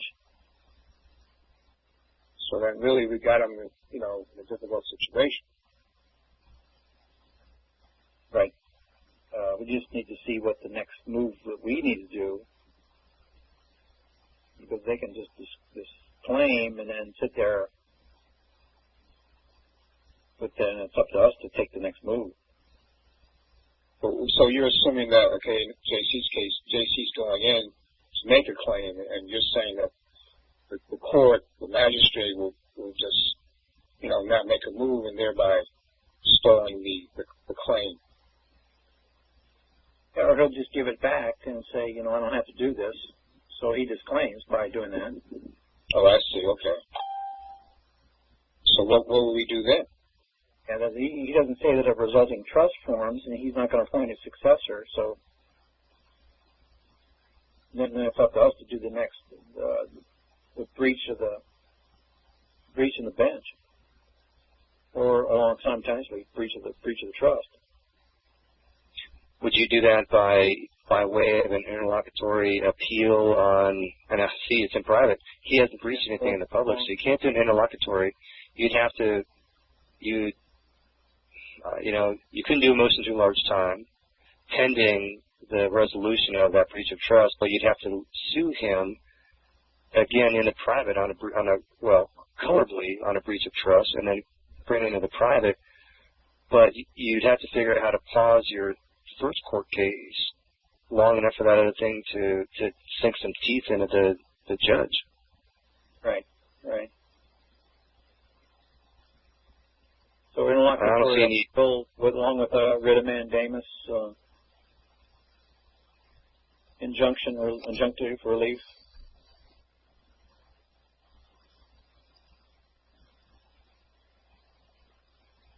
And that breach of trust is all CCI that you'd have to bring into that new three-judge panel. Because that's probably who's going to hear your interlocutory. Yeah, and that might be actually much more better because these fellows upstairs know more about the law than these people downstairs in the lower courts. It's like, maybe that's the way it's supposed to go, upstairs. Mm-hmm.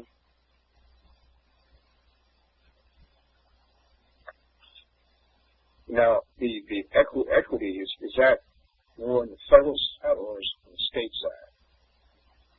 Either one. Because, the federal courts are different in that regard than the state courts.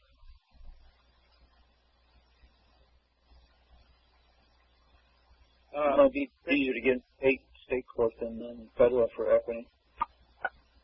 Why'd you say that? Well, I'm kind of thinking, state citizenship. The states take precedence over the federal. That's the way it's supposed to be. The people are over top of the state's over the federal. But today, it's flip-flopped. Well, on the other hand, though, we talk about state. We talk about a republic state, or we talk about a corporate state? Well, that's the whole thing. Whether it's a corporate state, we still got to get it in the chambers to get true equity. Right, that's what I'm saying, so it seems, I'm going back to the constitutional thing, because maybe that's not the only way, but we do have some maybe well, if you look at that Constitution as being a trust, if they have a sworn oath to uphold that Constitution, they don't, but then they're breached the trust. Exactly. But then you're going to have to say that is a trust and be able to prove that that's a trust in order to get them in a breach of trust, in order to enforce it as a trust. So we're back on the same problem again. Trust? Christian, there's something here that I'm looking at. It's a contempt of public trust that you guys might want to do some research on. All right.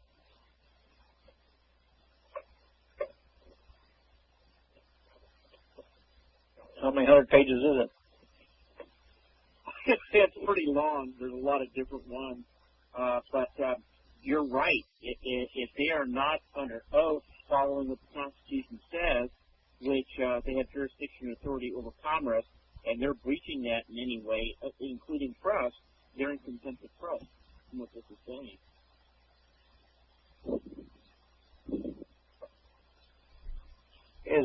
Is it this public trust? Are they saying that it is the statutes and codes or the Constitution? I was mostly pointing my finger at trust for what was being spoken about, how to address a court with these situations that you're describing. And if the judge is not following and pursuing what the code dictates, that would be a breach of public trust. So I didn't look into the statutory side. It's like, how do we equate that really people have a confidence in these people that they will uphold justice being, say, statutes and codes, or that would be the public trust. That's right. And any time that they fail to do their job, they have just breached the public trust. Right. It's as easy as that. And we need to be coming at them under trust. But can we prove that that was a trust based on what was just said? Well, based off the fact that they swore out an oath, that oath you could take and accept it for value, or accept it and endorse it as your trust agreement with them, and by him failing to support what the law says he has to support, so then you've got him on a breach. Uh-huh.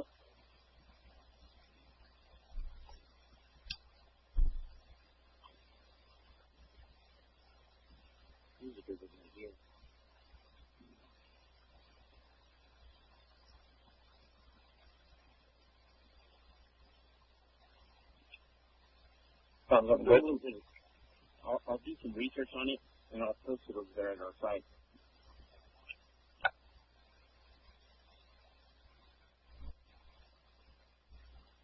Okay, so we want to carry this a little further on the enforcement side?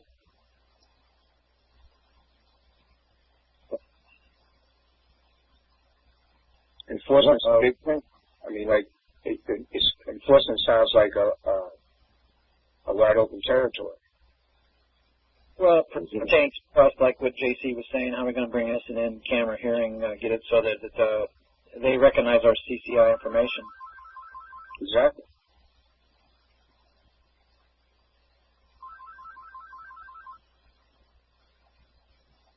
Hey, Christian, can you hear me? Yes, Shane, go ahead.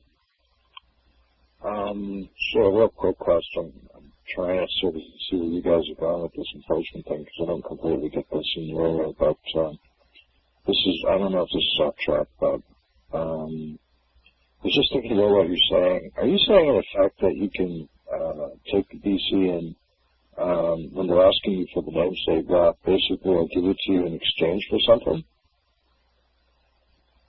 What am I giving them? Well, you see, like when they ask for your name, the question would be like, are you saying in effect that you could say back to them, like, or ask them the question, or how did I phrase that now? You could basically set it up that you're willing to give them the name in exchange for something. Yes, for payment of the debt. Right, okay. Just as simple as that. My signature applying it's a negotiable instruments and raising all this money, but yet they're not paying the debt, and they're trying to get you to pay the debt by going to prison. So, but could you basically say, like when they ask for your name right off the bat, like you're saying, basically say, sure, in exchange for us selling it, or something like that? There was no consideration given at the time of the taking. Yeah. There was no consideration given at the time of giving. Could you literally say it like that? Like, sure. Like, to essentially... I don't give my name without compensation. So, and just because we're being nice, you just say in exchange for settlement. It's like basically it's a done deal right there, isn't it? Yes, I grant or I give my name for the purpose in confidence for settlement closure of the account. Yeah, okay. I was hoping that was there. Mm-hmm. And I would also say I want it returned with interest, with my interest. Wouldn't that kind of follow a little bit with the concept of what copyright laws actually say? Hey, if you're going to use my name, you're going to have my permission, and you're going to have to pay a fee or a billing. Is that kind of like what we're doing with this? Not necessarily, no. I like my approach because I'm not, your first thing should just be to be some kind of basic honor. I mean, you're trying to go for money, right? And maybe it pays down because technically there's no interest in that they could basically accept it. And of course, they're the only ones that know how to monetize and take the money out of it anyway. So like when I get greedy people, I always try to go to that point and they go, okay, now I want it to be an ATM machine. And that's not the point. I think that people are creating something that's making it more complicated to visualize. Well, when I come in with the counterclaim, which is, what gives them the right to take my name, and if I take it, then, okay. Counterclaim with the trust. So I would come in with the counterclaim, in executing the trust. I would express a trust under equity and claim and prove the trust. And then correct this misconstruement of this debtor creditor statutory mistake they're making. But the bingo really was the claim of trust and proving trust, that was the deed of trust, and deed of trust is the same as a trust receipt. And that's just the act. The act of forming the trust or expressing the trust and proving the trust, that is the receipt for the debt. In exchange, the consideration. At the granting of the signature. Because that was in confidence. And I want that back because it's my interest.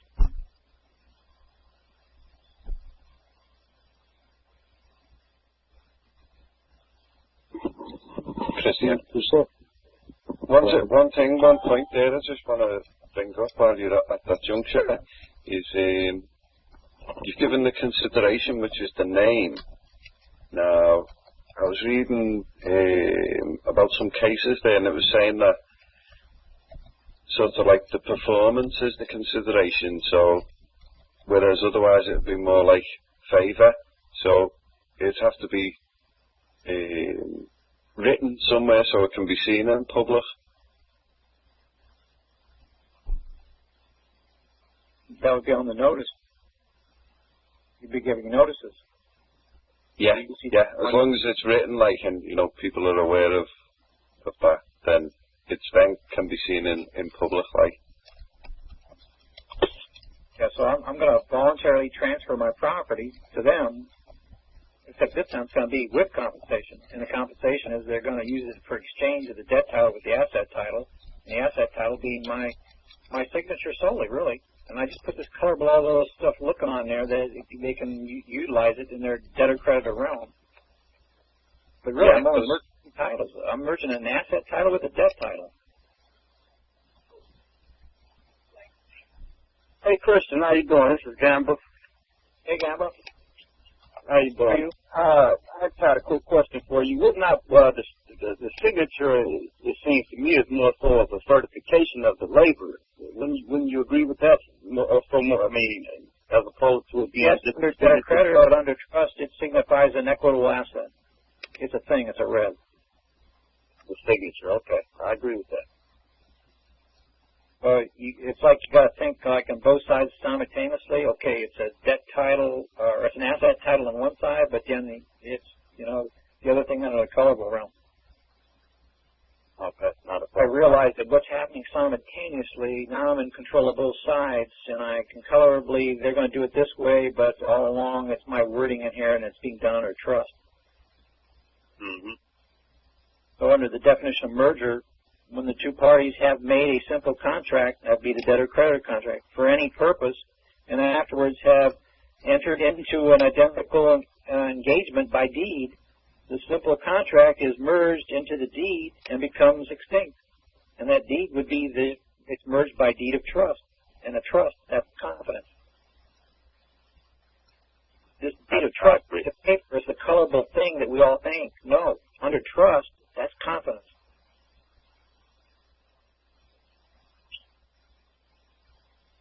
And that's the greater interest. So like the extinction of the lesser and the greater interest. So the lesser interest would be the debtor-creditor simple contract. By the greater interest, the equitable deed of trust under equitable trust, the confidence. It was merged. All right, that clarifies it for me. Yeah, that's Black's Law 8th edition under merger. Right.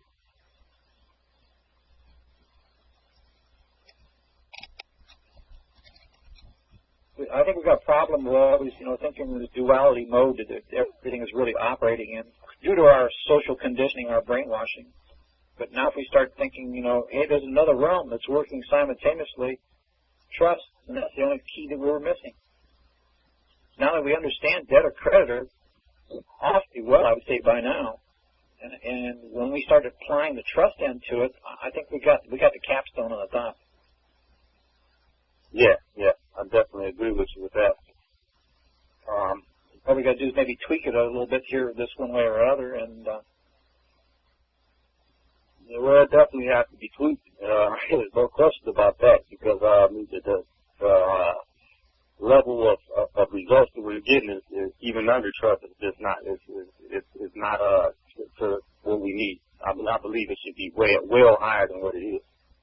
Mm-hmm. You know, and it can easily. It's like I said, like last week, I think I mentioned something about standby trust funds, and those seem to get results. I don't know why. I can explain to you why I believe, but they get results at a very high level because it's unarguable. There's no argument when they try to come in court and argue that there's nothing to discuss. Right. Uh-huh. And I just wanted your understanding on that. I had intentions on emailing you or sending you some information in regard to that maybe last couple of weeks before I got on the call, and I just wanted your input on it, you know, because you didn't really, I had a couple of questions from some individuals last week, but I wanted your input on that based on what you had heard me speak on last week. Yeah, basically agreed with you, except that the beneficiary, when you ask them that they're trustee, I see a possible defect there that you no, I would the creditor, the alleged creditor would be the beneficiary. Say that again? I say the alleged creditor would be the beneficiary. All parties would be different. The grantor would be different, but in my opinion, I believe the grantor is always the straw man, no matter what. No matter what the trust is, no matter what type it is, he's always the straw man, in my opinion. Well, when we set up trust, that's the way it usually is done. The beneficiaries could be anyone, you know, it could be anybody, and you don't have to disclose to them that they are beneficiaries.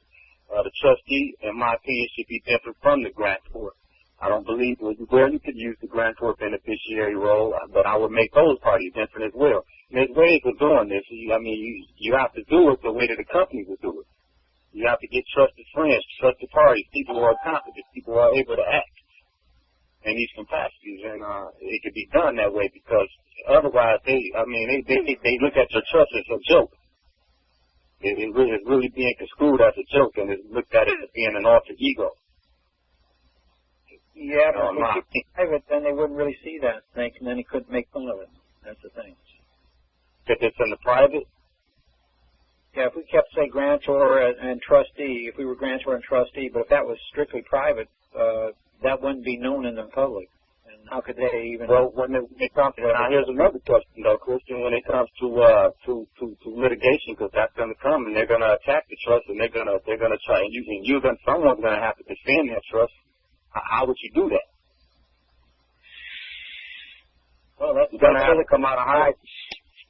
Coca-Cola has been attacked so many times to reveal that formula, but they have never... And I'm not asking you to reveal anything. That's something maybe we could do on a private discussion or whatever, but I mean, at some point you're going to have to, whether it's private, statutory, or whatever, you're going to have to, the trustees are going to have to come out of hiding. And I mean, if you're operating in grantor trustee capacity, I believe that's something that's a trust on the public side, yeah.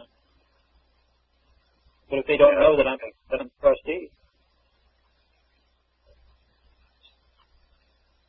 Yeah, you would definitely have to stay out of the court. You couldn't do it. You couldn't be a party that did not know how to operate completely on the private side. But just like you said, you could do it on a third party and make some arm's length so that they could see it through maybe an LLC or something. Right. Whereas you have trusted parties and it's done as a different, but I'm not saying everybody has that capability and have people around them or individuals, I would say, that are around them that are capable of handling that, things from each one of those capacities, grantor, beneficiary, and trustee. Because every party has to know how to operate in each of those capacities. And just like, you can use companies to do these things. You can use LLCs. I mean, there's so many ways to structure this stuff to where it's impossible for them to get any of your property or take anything from you. Right? So they have to be set up and structured the right way. And you have to be low down like these people. I hate to say that, and I'm not giving anybody advice, but you have to be low down like these people, or otherwise you'll lose, because these are low down people you're dealing with. Right. So there may be more complex things that we need to enter into, but, we're on a basic call. Some of this stuff is still being choked on, just the basic stuff. So Yeah, and again, that's why I would like to talk to you on a more private call and, or maybe some type of communication or whatever, and, go over some of these things and, some of the people that you feel are competent enough to handle the stuff that we'll probably end up, sharing with each other, they'll get it. And I have no problem with sharing it, and these things are worth trust. And with your mind state and my mind state and some of the partners that you have and the partners that I have, we can come up with a remedy where instead of 50%, we're getting 80% results. Right. Did you contact Eric and JC? Yeah, I was supposed to send Eric some information. You know, again, I'm sure you understand how it works through the week. I get so overwhelmed with information and, you know, people contacting me. And so I definitely got him, you know, look, I'm going to be sending him that a template. If you make contact with them, I could get you contact through them, and we could all get together. Okay, that's not a problem. That's not a problem, definitely. But other than that, that's pretty much what I had to ask you. Go ahead and continue with your call. I'm listening in. I'm here to get educated. Well, while you're on, I have you said I believe that you said the creditors are the beneficiaries, right?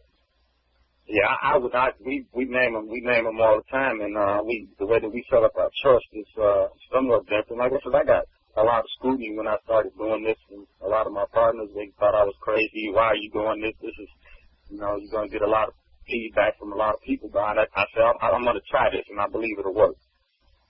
And I did it with beneficiaries for them to prove that they're the beneficiaries, and that pretty much knocks them out of the box. It doesn't knock them out of the box. What it does is it puts them in a peculiar situation, because if they're the beneficiaries and and that gives them a beneficial interest and an entitlement to the property, but at the same time, if you set your trust up as a company, and that's the way we do it, we don't set it up as just a living trust or whatever. It's basically a company. And we're naming them as beneficiaries with an entitlement to the property that is held in trust. And then we have provisions that are set up within our trust declaration that pretty much it lets them know the property cannot be removed from trust. You know, you have to comply with certain things. It's just like with any other thing. Either you're going to comply or you're not. If you don't comply, you don't get paid. You comply, you get paid. Mm-hmm. You know, so it puts them in a situation, and we let them know through compliance letters and communications, faxes, whatever else they need. Listen, we have no problem with satisfying this debt within 30 days upon proof of, or we don't use the word proof of claim, upon compliance. And if you comply, we'll satisfy this debt within 30 days. And we do everything, and I think I'm getting an echo there. Well, I saw a potential problem. I thought I'd mention it to you next time I saw you or talked to you. So, you know, the beneficiary, if he can make a claim, once he makes the claim, then the burden of proof for the owner's probandi shifts to the trustee. Yeah, it does immediately. And then you know what we're going to do? We're going to satisfy it.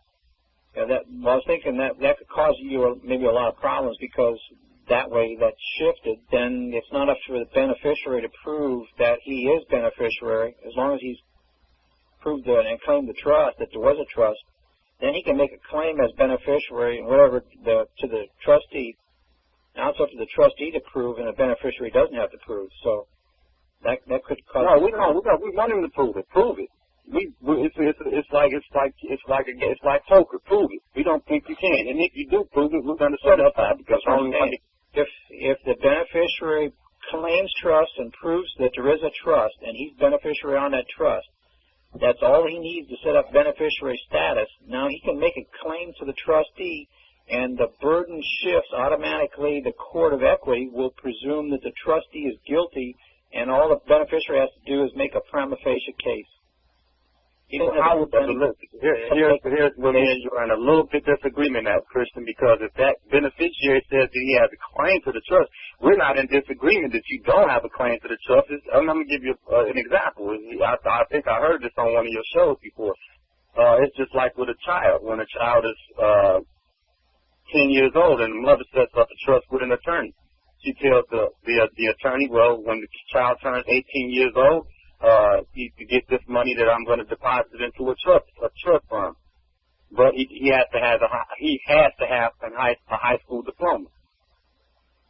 Mm-hmm. Now when he gets 18 years old, he can make a case all he wants to about him being the beneficiary of the trust. We all know that he's the beneficiary of the trust. Bottom line is, does he have a high school diploma? And if he does not have a high school diploma by law, that trustee does not have to give that beneficiary shit. Excuse my language. Oh, okay, but let's say that indenture was not what I was talking about. Let's prove that. Let's say that he is the beneficiary, and he has a nice high school education. Well, this is what we want, Christian. This is when I don't want to use the term acceptance for value because I don't believe in acceptance for value. I believe in the pure acceptance and return with value. So that's when that kicks in. And we have a formula with that has been working and has been getting results through the Federal Reserve Bank. We want him to produce the evidence. Please. You want him to produce the evidence that he is the beneficiary? Yes, please. And then if he does, then what? Well, that's another call. We'll get on that. We'll talk about that. When you put me on the next call, this is what I'll disclose to you, and I'll have a couple of my partners on there, and we'll talk about this. And it has worked, no question. Is it processed through the Federal Reserve? Yeah, we're not talking about 50-50 results and 1 out of every 10 shots. We're talking about their results, and I believe that this is a way to get it. Gamba? Yeah. Are you talking by way of equities, the overruling law in any court? So you're not saying, like, wherever there's a court case, okay, beneficiary, then prove your claim, prove the trust?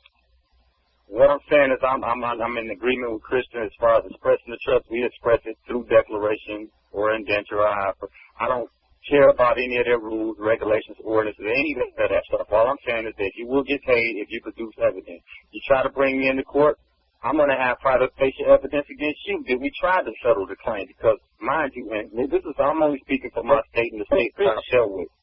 Here's what I see that could cause the problem here for you. If the beneficiary makes a claim at law, that'll work. But if the beneficiary makes a claim in equity, you got problems. Because now the onus of probandi is shifting to the trustee, and that beneficiary doesn't have to prove anything. That trustee presumed to be guilty. Well, how many times have they done that, Chris? You believe? The question of how the beneficiary knows what kind of law form to choose. Because if he comes at you at law, then he's got to prove up. But if he comes at you under equity, now the trustee's got to prove up. That we have an actual law claim. You know how easy that is? Then you're going to have a problem, I see.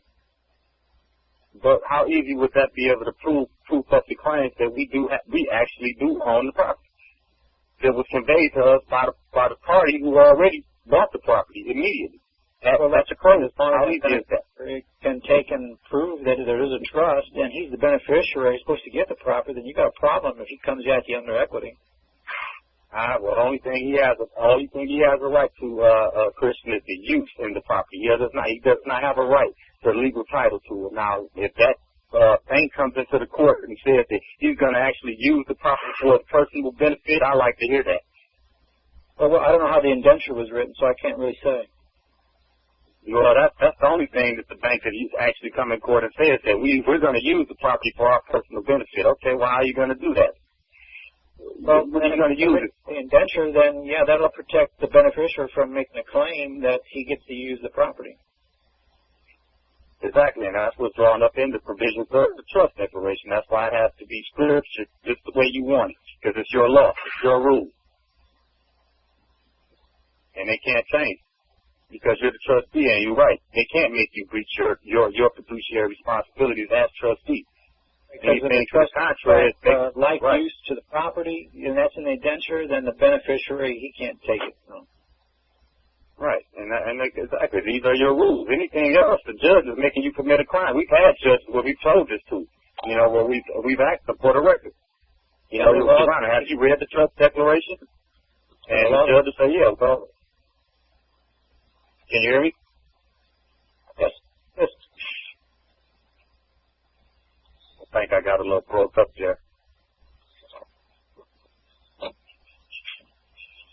And like we were saying on the writing into the indenture, that if the judge disclaims, or not disclaims, I mean uses discretion, if it was written in the indenture that he can't use his discretion for ruling, then our CCI should be put in.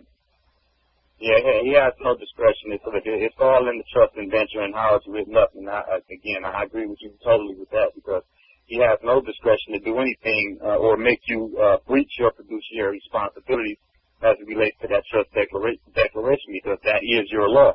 Anything to the contrary will make you go place him in a sticky situation, because he's making you commit a crime. Right. And he can't do that. He knows he can't do it, because that is your Constitution. That is your, it's everything to you. You are held to a higher standard when you're a trustee. You have fiduciary responsibility to that trust, and that's it. You have to eat, sleep, breathe that trust. That's it. That's all your job is every day. And so there's nothing that judge can do to make you breach that. And if it's written in the provisions of that trust, and that's where it comes down to understanding and knowing how to write these trust declarations, as opposed to just going online and finding different trust declarations and looking at them and saying, you have to know how to write these things and script them out to fit your situation. Yeah, that way they can't construe it, but then you got a tightrope to walk then. So. Yeah, so that's my opinion. I have them all the time. It's just like an ass. Everybody has one, so those are just my opinions. I appreciate your input, and I was just putting in too, so. Yep, so, again, I'm going to let you continue, Chris, and I want to listen in. Okay, thanks. Okay, there, Pete, still there?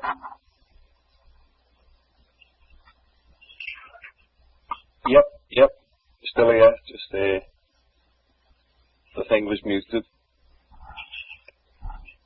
So, I think the point where we were up to was it's coming into the court under the protective order. No, we got past that, didn't we? Oh, there was an interesting point there, right? If we need to come claim a trust and then prove a trust, why do we not have to do that in equity?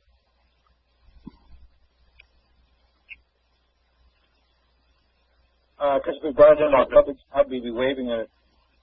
We'd be commingling and breaching the trust ourselves. That's a statutory trust.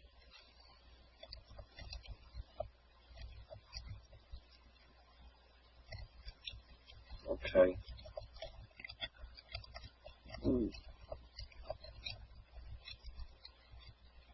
like this public trust is public, and we don't have to worry about keeping anything really private, because all of it's a public statutory trust anyway. So if we were gonna, sorry, if you want to finish, yeah. If we could get them on a breach of trust or this public trust, then we wouldn't have to worry about coming in chambers. Right, I see, yeah, get them on the public trust. Okay.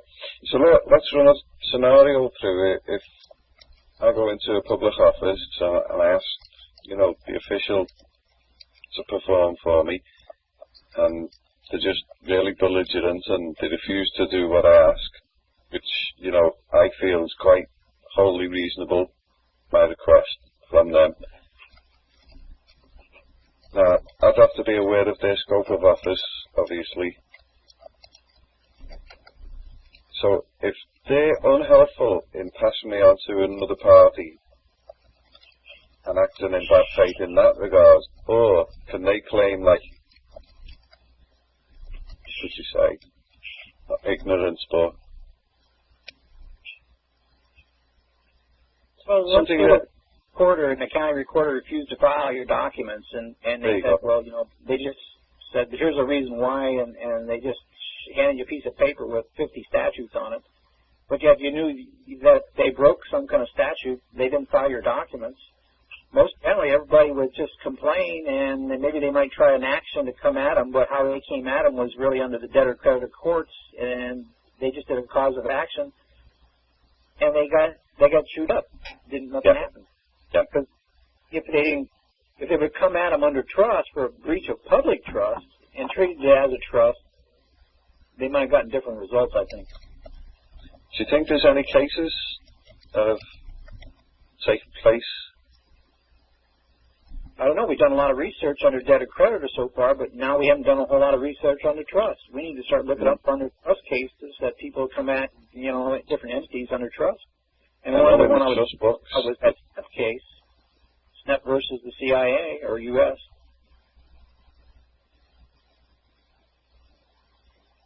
And there's got to be others. Yeah. In all the trust books, they cite hundreds of cases. But then we have to be careful in our interpretation. Would you agree on that? Well, there's a lot of case sites from probably the DCAs and Supreme Courts. I would stick with those. The which court, sorry? The district courts of appeal, DCAs, the appellate courts, appellate court decisions. Appellate courts. Cool. Yeah, because that's what I think we need to... And the Supreme Court's decisions. Yeah, to furnish your documentation, it's just so strong when you can cite cases, in my opinion. Cases and publications. Sorry? I say, especially on a public trust, that'd be all statutory. So, if you get a breach of a statute, then what's the public trust breach? Instead of just breach of duty or something, or they didn't do their job or whatever under debtor-creditor. But yeah, we need more research. We need more time. We need more people that are up to speed. We need some more thinkers on instead of debtor-creditor. We need them on trust lines. Definitely, yeah. I think what's not scary, but at least it's totally new ground, and that people haven't really been going into equity so much. This is totally new ground. And then, not only is it new ground where we're coming in at, but it's also new technology that, is being proposed to use. So it's quite a big chunk. Right. Christian? Yeah, go ahead, Chris. I had something that flashed in my head the other day, and I wanted to hear your opinion. I had actually posted it on our site, but didn't have anybody respond. The 14th Amendment is like a division of the debtor-creditor status. What about using the 14th Amendment along with the Constitution to use that as a trust res to merge titles?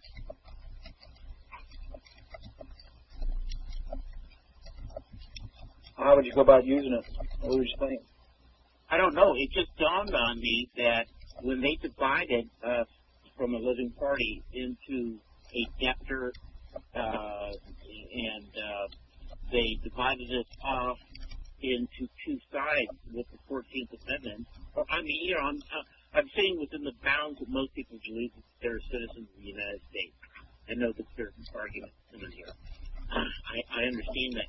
But that actually, the 14th Amendment actually does separate, there is a division between the two. There's an asset and debit side there. Shouldn't that be considered with what we're thinking about doing with the endorsement?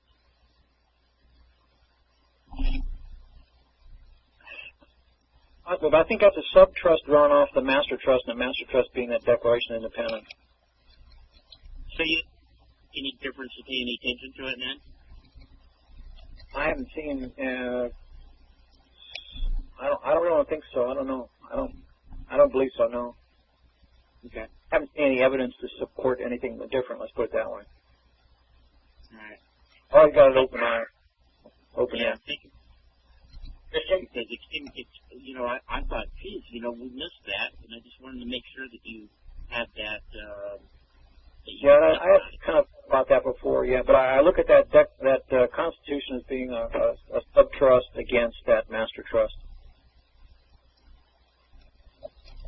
That master trust saying, I got unalienable rights. I got all the rights.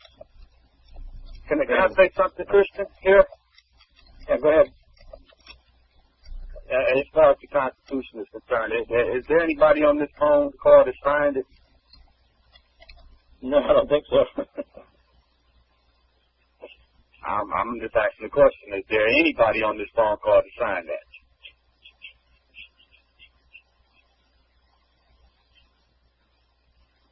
I don't hear anybody. Okay, what are we talking about then? These people are not playing Constitution. They don't care about the Constitution. They converted everything into trust. Yeah, right. Yeah. But we were thinking that it's out the window. Quit thinking about it. Quit talking about it. It's irrelevant. Yeah, but he was saying like maybe a sub-trust. But, yeah, that's not the main trust, yeah. It's irrelevant. The Constitution is so irrelevant it makes no sense. I don't know why everybody talks about it. It doesn't make any sense. It's a piece of paper that you can wipe your ass with. Excuse my language. It makes no sense. It has nothing to do with anything. We could get I even waste energy talking about it. That's just my input, and I have to say that because I heard the brother speak on the Constitution. So again, don't waste your energy on that, brother. It means nothing. Everything is converted into trust. Going to the gas station is a trust. Going to the party store is a trust. Everything is trust. Gambit, that's where it all started, and this is where we have to go back to. It started with the Constitution. This is Patrick. This is Patrick. No, this is Michael. Okay. It started way back with the Declaration of Independence. That started it, and then it went into 1933, which changed everything over into the trust. We have to go back to the beginning to declare that. Can you go on court and do that? We're not going to go. Can you define that through your declaration? Because everything is through declaration. Can you define that? Can you strip that to the point of where it can get you a remedy, your family a remedy, your friends, your associates? Can you strip that? The declaration? Yeah, I probably could. Yeah. No, I'm talking about the guy that just spoke. I agree. Yeah. If you could strip that, then yeah, by all means, use the Constitution. But most people don't understand everything, and this is how these people get away with. I think whether or not we looked at the Constitution, and we really did. I have looked at the Constitution. I really didn't see much in it. Let's put it that way. Yeah, I mean, how do you think that they get away with violating it every day?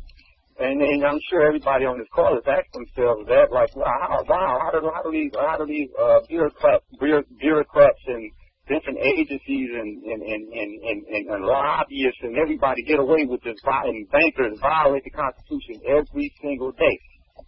Because you willingly volunteer to stick with the Declaration of Independence and allow that to be our master trust.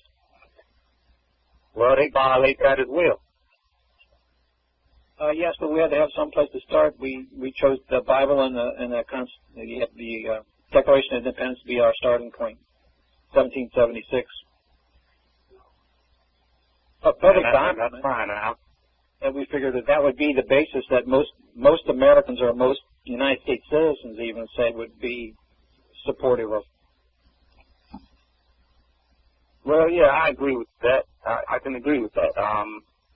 And from your standpoint and where you're coming from with that, and that it makes a lot of sense. But you have to stick with the basis, and the basis is you. Not a piece of paper, because they're violating these pieces of paper every day. And if you're talking about trust, then it all starts with yourself and how you're going to construe it and how you're going to put it together to where you can get your remedy through the desired results that you're looking for with the people that you're dealing with. It doesn't matter about these pieces of paper, because these pieces of paper are being construed just as that piece of paper. I mean, I've dealt with these people a number of times. I spoke on it last week. I've had these visits from these people. All of them. I mean, the ones who run now, who watch Dog IRS came to see me. So I mean, I know this stuff, and I'm trying to, I come on these calls, and I'm not trying to come on the calls to try to cause conflict, but I'm telling you what I know, not what I've heard, thought, or whatever. I know these things. Right. You don't know what we know. Yeah, well, I'm telling you, those pieces of paper, they wipe their asses with them, all of them. They don't care about it. You need to listen. Let's get back on topic. We were talking about before. Christian? Yeah, Jacob, go ahead. Last week, we all talked about, the bank being the beneficiary, and you came across that when you order them to pay promissory note with the trust res, that the remainder of the items that are left to pay, you came up with this name the remainder beneficiary for the payments that you paid on, for the interest off the note, for whatever sweat equity or whatever, but that you could you could give them an order to the remainder beneficiary to return the remainder of the interest and payments, back to you. But my friend that won already with the credit card case with using the special deposit, he used what's amazing is he used a remainder trust. So I was wondering if you know about a remainder trust, because it seems like if there's a remainder beneficiary, then there's a remainder trust.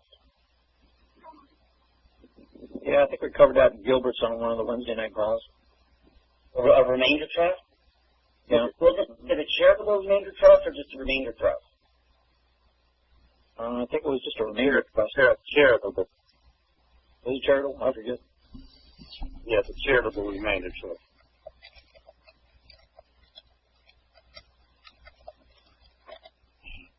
Pretty much a trust that generates income over the years. That's a charitable remainder trust, not a remainder trust. It's a charitable remainder trust. I mean, I could get into it a little bit more, but I would have to go through some of my documents. But we've put those up to people as well. It's a charitable remainder trust. No, but this is a remainder trust for interest off your the trust res. So how is he using it? Huh? How is he using it? I don't know.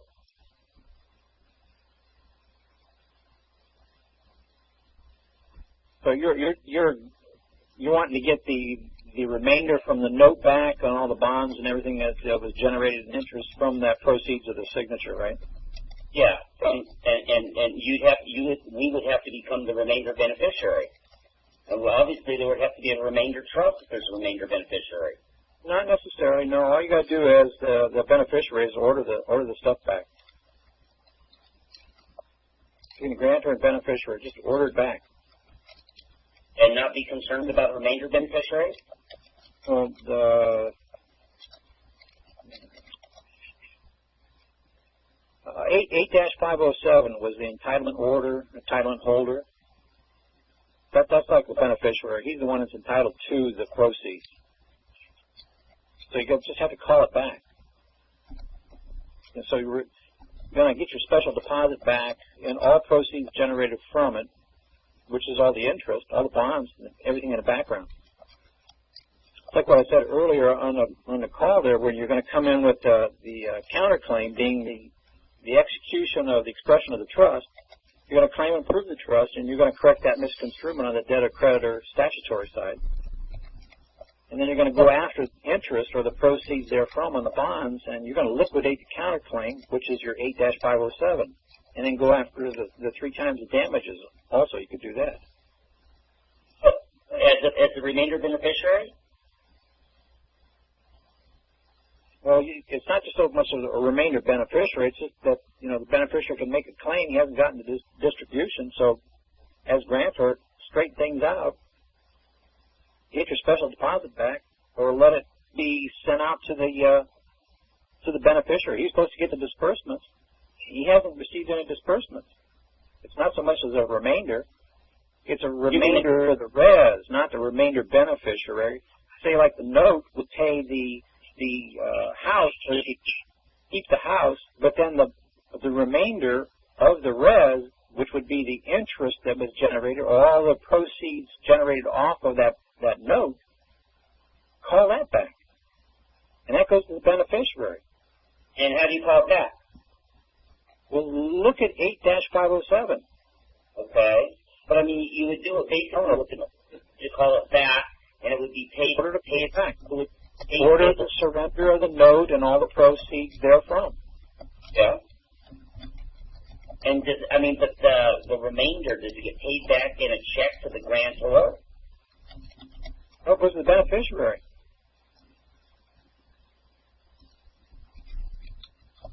Goes to the beneficiary. The beneficiary is the ultimate owner of the trust, of any trust. He gets however the indenture was set up. But that beneficiary is the same as the original grantor of the trust.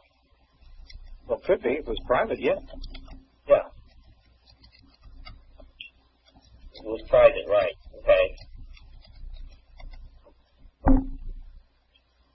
And so you have the possibility of it getting converted to statutory trust if things don't go accordingly in court.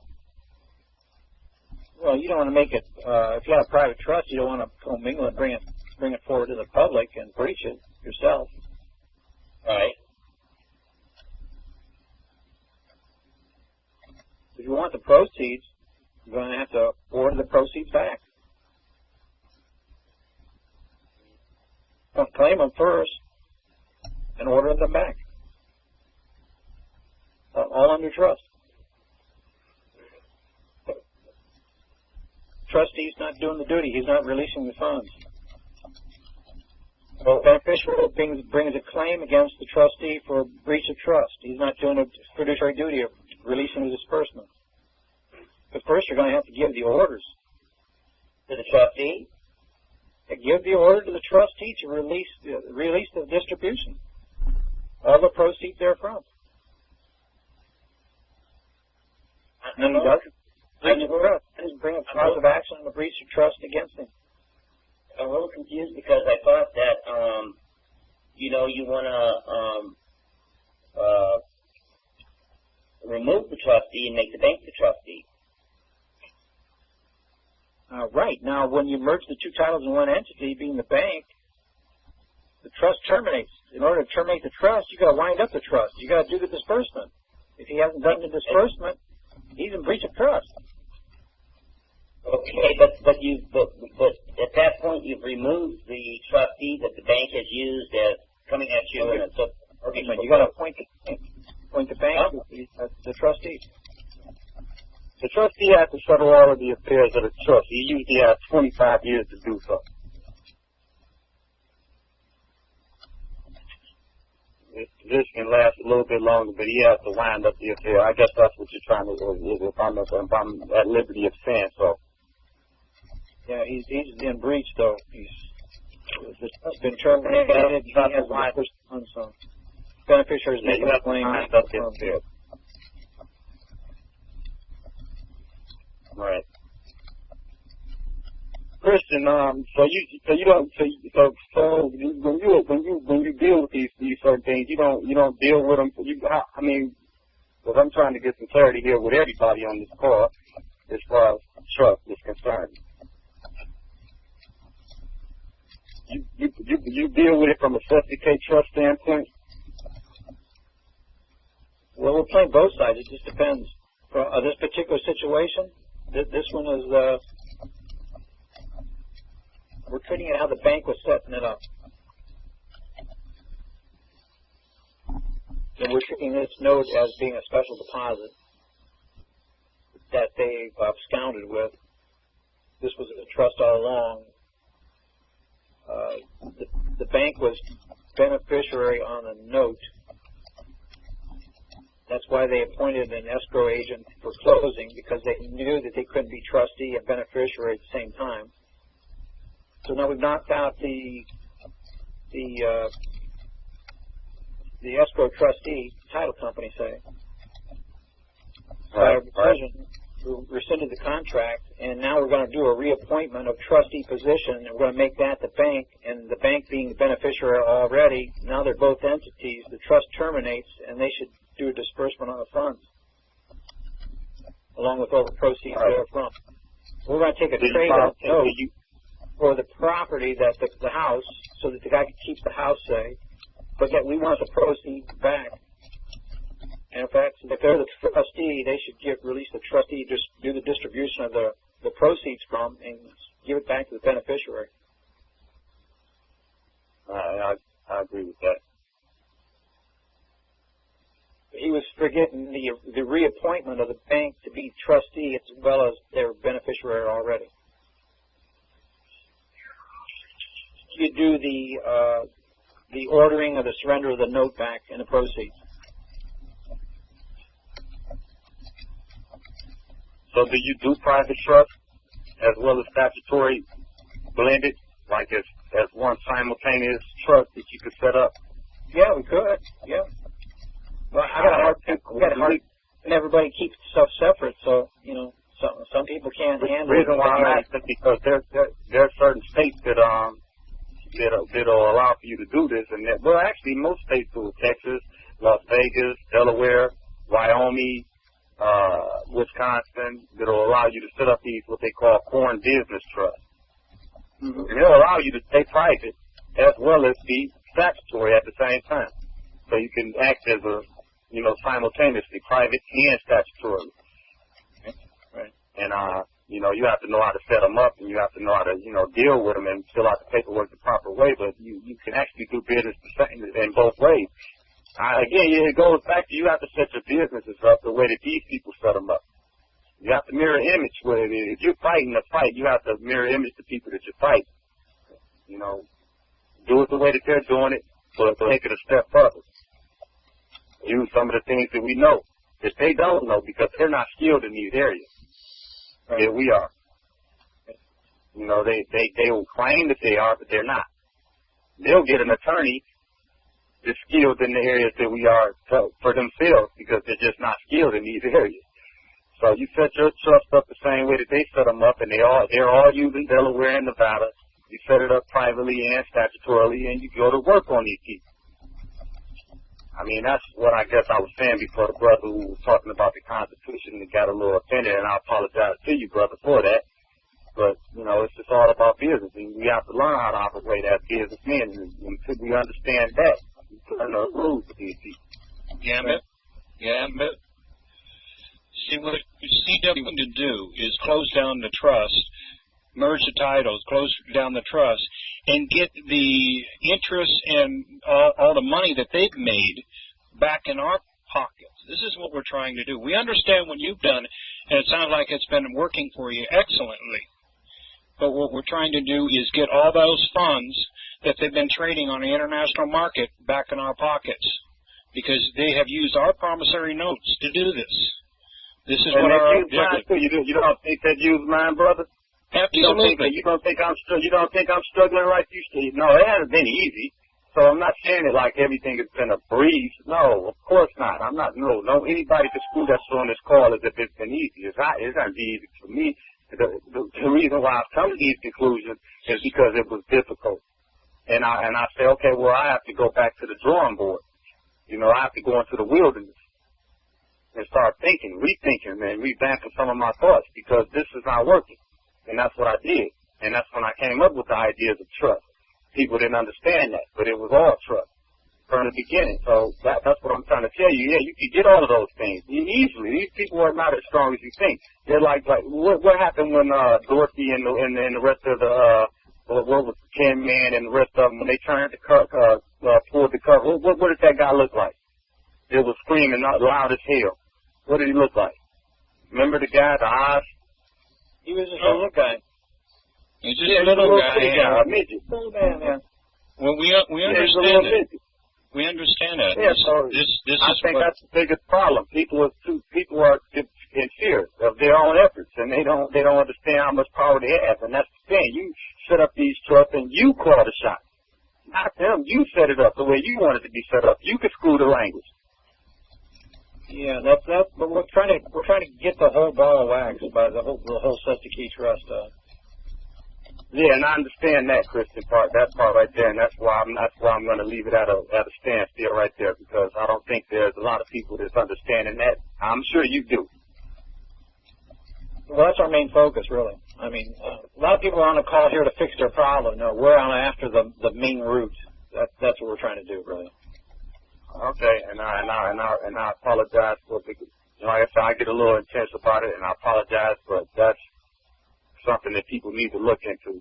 And everybody wants to fix the problem and all this other stuff, but yeah, that's important. But trouble is, we're trying to think the more important one is to pull the whole root out. We want the whole Siskiyou Trust. We want to go after that. Hey Christian, isn't it all set up like we can only like offset stuff, and the idea of trying to extract funds out of it is maybe not as easy, or it's not even set up that way? Well, it's a set off on a private, and then it's a discharge on a public, and the two don't mix. Yeah, they're different. Yeah, it's merging titles and making a payment. Making a payment by Christian, when we're doing research on the equity side, the private side for trust, any of that stuff we're not going to be able to find because it's all going to be in chambers and there's not going to be any public record of any of that stuff. True. It has to be kept private. Yeah. So how do you reach joint trust? How do you do that? Say again? How do you find out anything about that? How do you research that? You have to find it privately from mouth to mouth, so. Okay. That's why it's so hard for this to even figure it out. Yeah. Lewins is a big help, though, isn't it? What is? Lewins This one guy I'm working with now. It is. One guy I'm working with right now, he's been doing private trust for 15 years. Yeah, but everybody's been doing statutory trust under protective assets and, No, these guys have got the birth certificate and everything. They've already done it. The thing that you guys are working on? Yeah. They've already done it. They're showing it to me right now. I've seen about half of it already. Okay. Well, when you get the rest of it, let me know. Oh. Is Carlos on the call tonight? Carlos, you out there?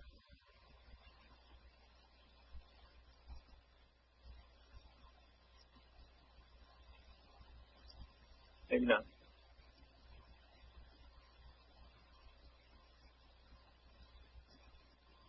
Okay, where were we? We were talking about doing the master trust. At that point, the part of research that I've done into the history of things is that whenever there's been some sort of crime committed by the Jewish communities in England, because of the relationship that the king has with the Jewish community, the king has taken them as their property and has needed a vehicle where they can use the usury system in banking in Christian land. And it seems to me that what they've done is that they've created the legal fictions, and the birth certificate is the license to trade, and that's how they operate, getting past the Christian doctrine against usury. So they've created the fiction, and now they've got a vehicle to operate outside of Christianity. Well, and that's why is they still operate under the private trust, and they tricked us to come into the debtor creditors statutory trust realm. Well, what is the statutory trust realm? I don't think for them anything's really changed since early times. No, it hasn't yet. 12th century. That's when it all kicked off early.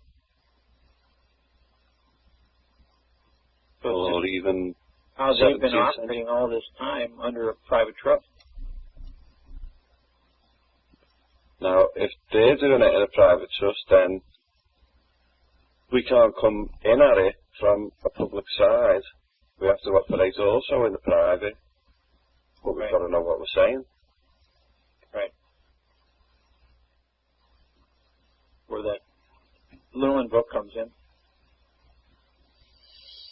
Sure. Well, that'll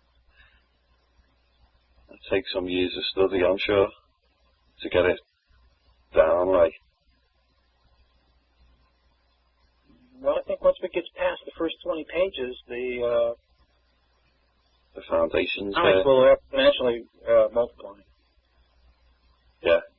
It's getting us all those funky terms down. Where does English law come from? It came from the people of England.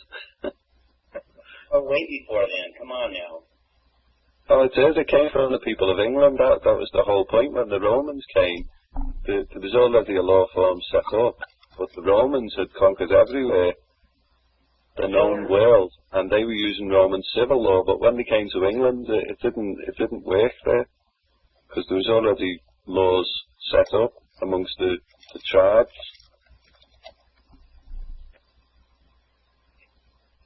But didn't the Norsemen come like in 1066 down there? Yeah, but that was 1,000 years later. Right. So did they change it a little?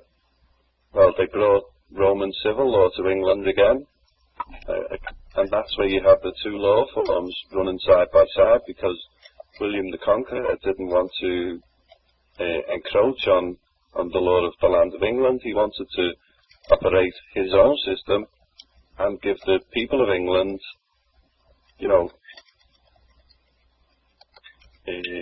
their common law, which was already running, but because of the conflicts in the law, then that's how the trusts came about. But they were already there. It's just that they started to be recognised in the Roman law form.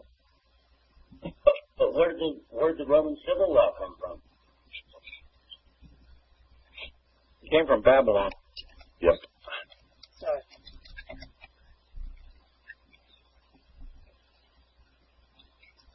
There's nothing more than a Lex Mercator. Yep.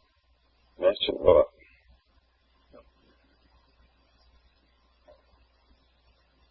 Well, Pete, was there two forms of law there? That was one trying to give the property into the hands of the people, and the other was trying to take it from the people? yeah, the whole ethos of Roman civil law is to get people under the state. Right. Whereas the law and the language of England is of the people. And then, so where does private law come from? Well, there's two forms, isn't there? Private law is what? Any law you want.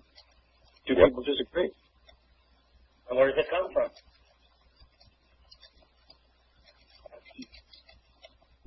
Well, it comes from whoever the parties are involved in the situations.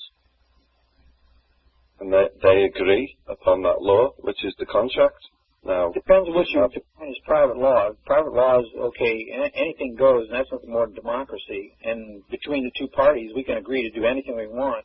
Then there is no law. Well, I mean, I'm talking about the private law. What we're discussing was to be in equity. Oh, okay. Well, we're talking more like God's law then. So. Well, no, but where would the private law from that's in equity come from? Well, it's the law of biology, like, you know, it's the law of accountability.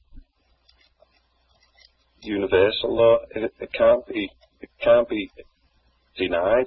It exists. No, equity is fairness. It's fairness, man. Yeah, fairness and justice. So is it natural law? It's fairness. I mean, if you're going to let the bank steal what you put into your property, then that's unjust. It's not equity. But if you agree to it, then it's fair. Yeah, then it's fair. Yeah, that's nothing more than Lex Mercator again. What's that Lex Mercator, Christian? That's Lombard, the UCC. That's the Florida Uniform Commercial Code. It's a law that was that's the name that they used way back. But it's been codified into the Uniform Commercial Code. Talmudical law, Jacob. Who's Shatar? It's a Talmudical law. It's a Talmudical law, Jacob.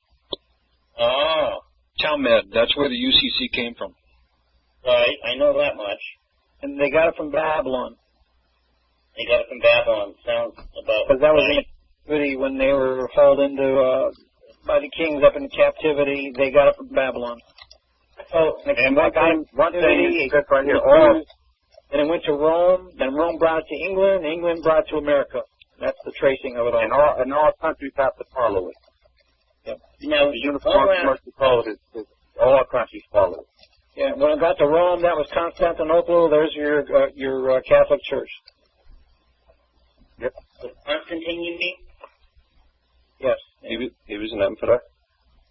So Pete, maybe you know about probably the most secret law, which is Druidic law. Are you familiar with that? Druidic law? No, Druidic. Druidic? The Druid. Well, that's from India. That's like based around Hinduism. Really? Which is natural law again. Pretty much. Yep. Another law that was created by laws, whatever set of people decide to set the laws. Yep. And they agree that they have the same ideologies, they have the same historical background, they have the same whatever. That's law. And they agree to this as a nation of people. So the enemy law that we're up against with... I'm not saying it's the enemy law, because if you don't like McDonald's hamburgers, don't go in there and get a hamburger. Because the democracy is their law. That's their law. And that's what they agree to. Everybody agrees to that. Most of the people in this world agree to the democracy. So if you don't like the hamburgers, don't go in. No, but what I'm saying is if we're gonna work at private equitable trust, then the thing that the biggest thing that we need to be up on is in the UCC. Then you need to learn how to build your own McDonald's and make your own hamburgers. If we come in at UCC, then we better understand it under trust, because equity is the overriding law form. When we can prove it and operate in it, because it's there for us to do. If we don't know what it is and how to use it, then, it's mute. Well, Jacob, UCC is debtor-creditor. It's commerce. No, but I'm saying that's the thing that that's the opposite of it's the opposite of equity trust, right? Correct, yeah. UCC is public, debtor-creditor. So it's like the water and oil or the daylight and the night. Right, the two titles, yeah. Title and debt title. We want to merge the two sides. Terminate the trust. And now the Republic comes forward. One other thing, and not to cut you off, if you're going to use UCC, and I believe this is again another one of my opinions, don't use the Uniform Commercial Code as it relates to as a whole. Use your state commercial codes. Yeah, we just use the intent. If you're going to use it, I would use your state, especially as it relates to mortgages and that sort of thing. Don't use the Uniform Commercial Code, but maybe the Texas Uniform Commercial Code or Michigan, whatever. Use that particular state's code, and they're pretty much all the same. But and again, that's just my opinion. That seems to have better results than trying to use it uniformly as far as as a whole. Listen, I'm not smart like you guys, but the way I see it... Well, I talked to you the other day. You seem to be pretty smart. Listen, don't we have to exhaust the state remedies before we're allowed to go into federal court? That's what you choose to do. So, I mean, when he says, use your state commercial codes, you're kind of forced to do that first anyways, aren't you? Well, that's if you going into court. I mean, you don't always have to go to the court. I mean, it's just all about your understanding. I mean, how much of a beast are you, or are you one of the weak wildebeest? I mean, the lions attack the weak wildebeest. Which one are you? Yeah, we're just going into court to get a dib hearing so we can get them to recognize what we've already done. And we've already merged the titles, and we want them to recognize the termination of the trust. I think like my friend just had happen, you know, the attorneys didn't show up. And it appears to me that I was looking for that as a witness. And it just came to me. Huh? He won, then the judge should have certified it. Certified? Yeah, he won. If they didn't show up, he should have got him on a default. Did he get a certification? Did he get an order that he won or dismiss him? He actually didn't get dismissed. Actually, he said it got closed. There had to be some kind of order to close it. Okay. And he won. Yeah, he won. He's doing a mortgage right now. They had his dip hearing, he had his recognition. That would have been the dip hearing if the lawyer showed up? Yeah, of course, a dip hearing. Yeah. But no one showed up. That's fine. He won by default then. Okay. The family. Court certified it. Closed the case down. Yeah. He got his public witness. Got his what? Public witness. He got his public witness. That's all a dib hearing is. I just need a public witness. Oh, it's a public witness. Okay. Public side recognition of whatever he did. Yeah. Okay, anybody else got any questions? Kind of late.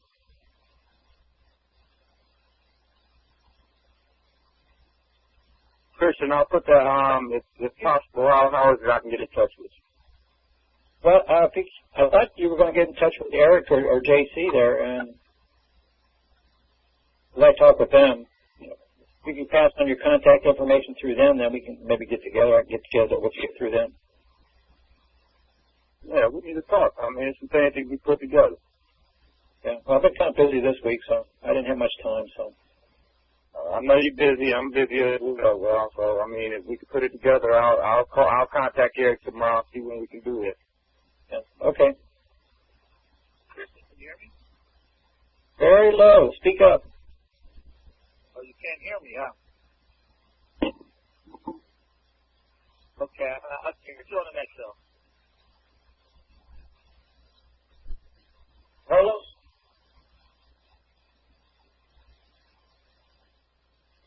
Carlos out there?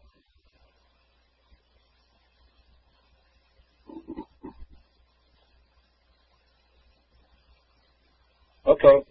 Anybody? 1, 2, 3, 1. You take care. Thanks, SBM. Yeah, all right. Thank you kindly. All right, everybody have a great night.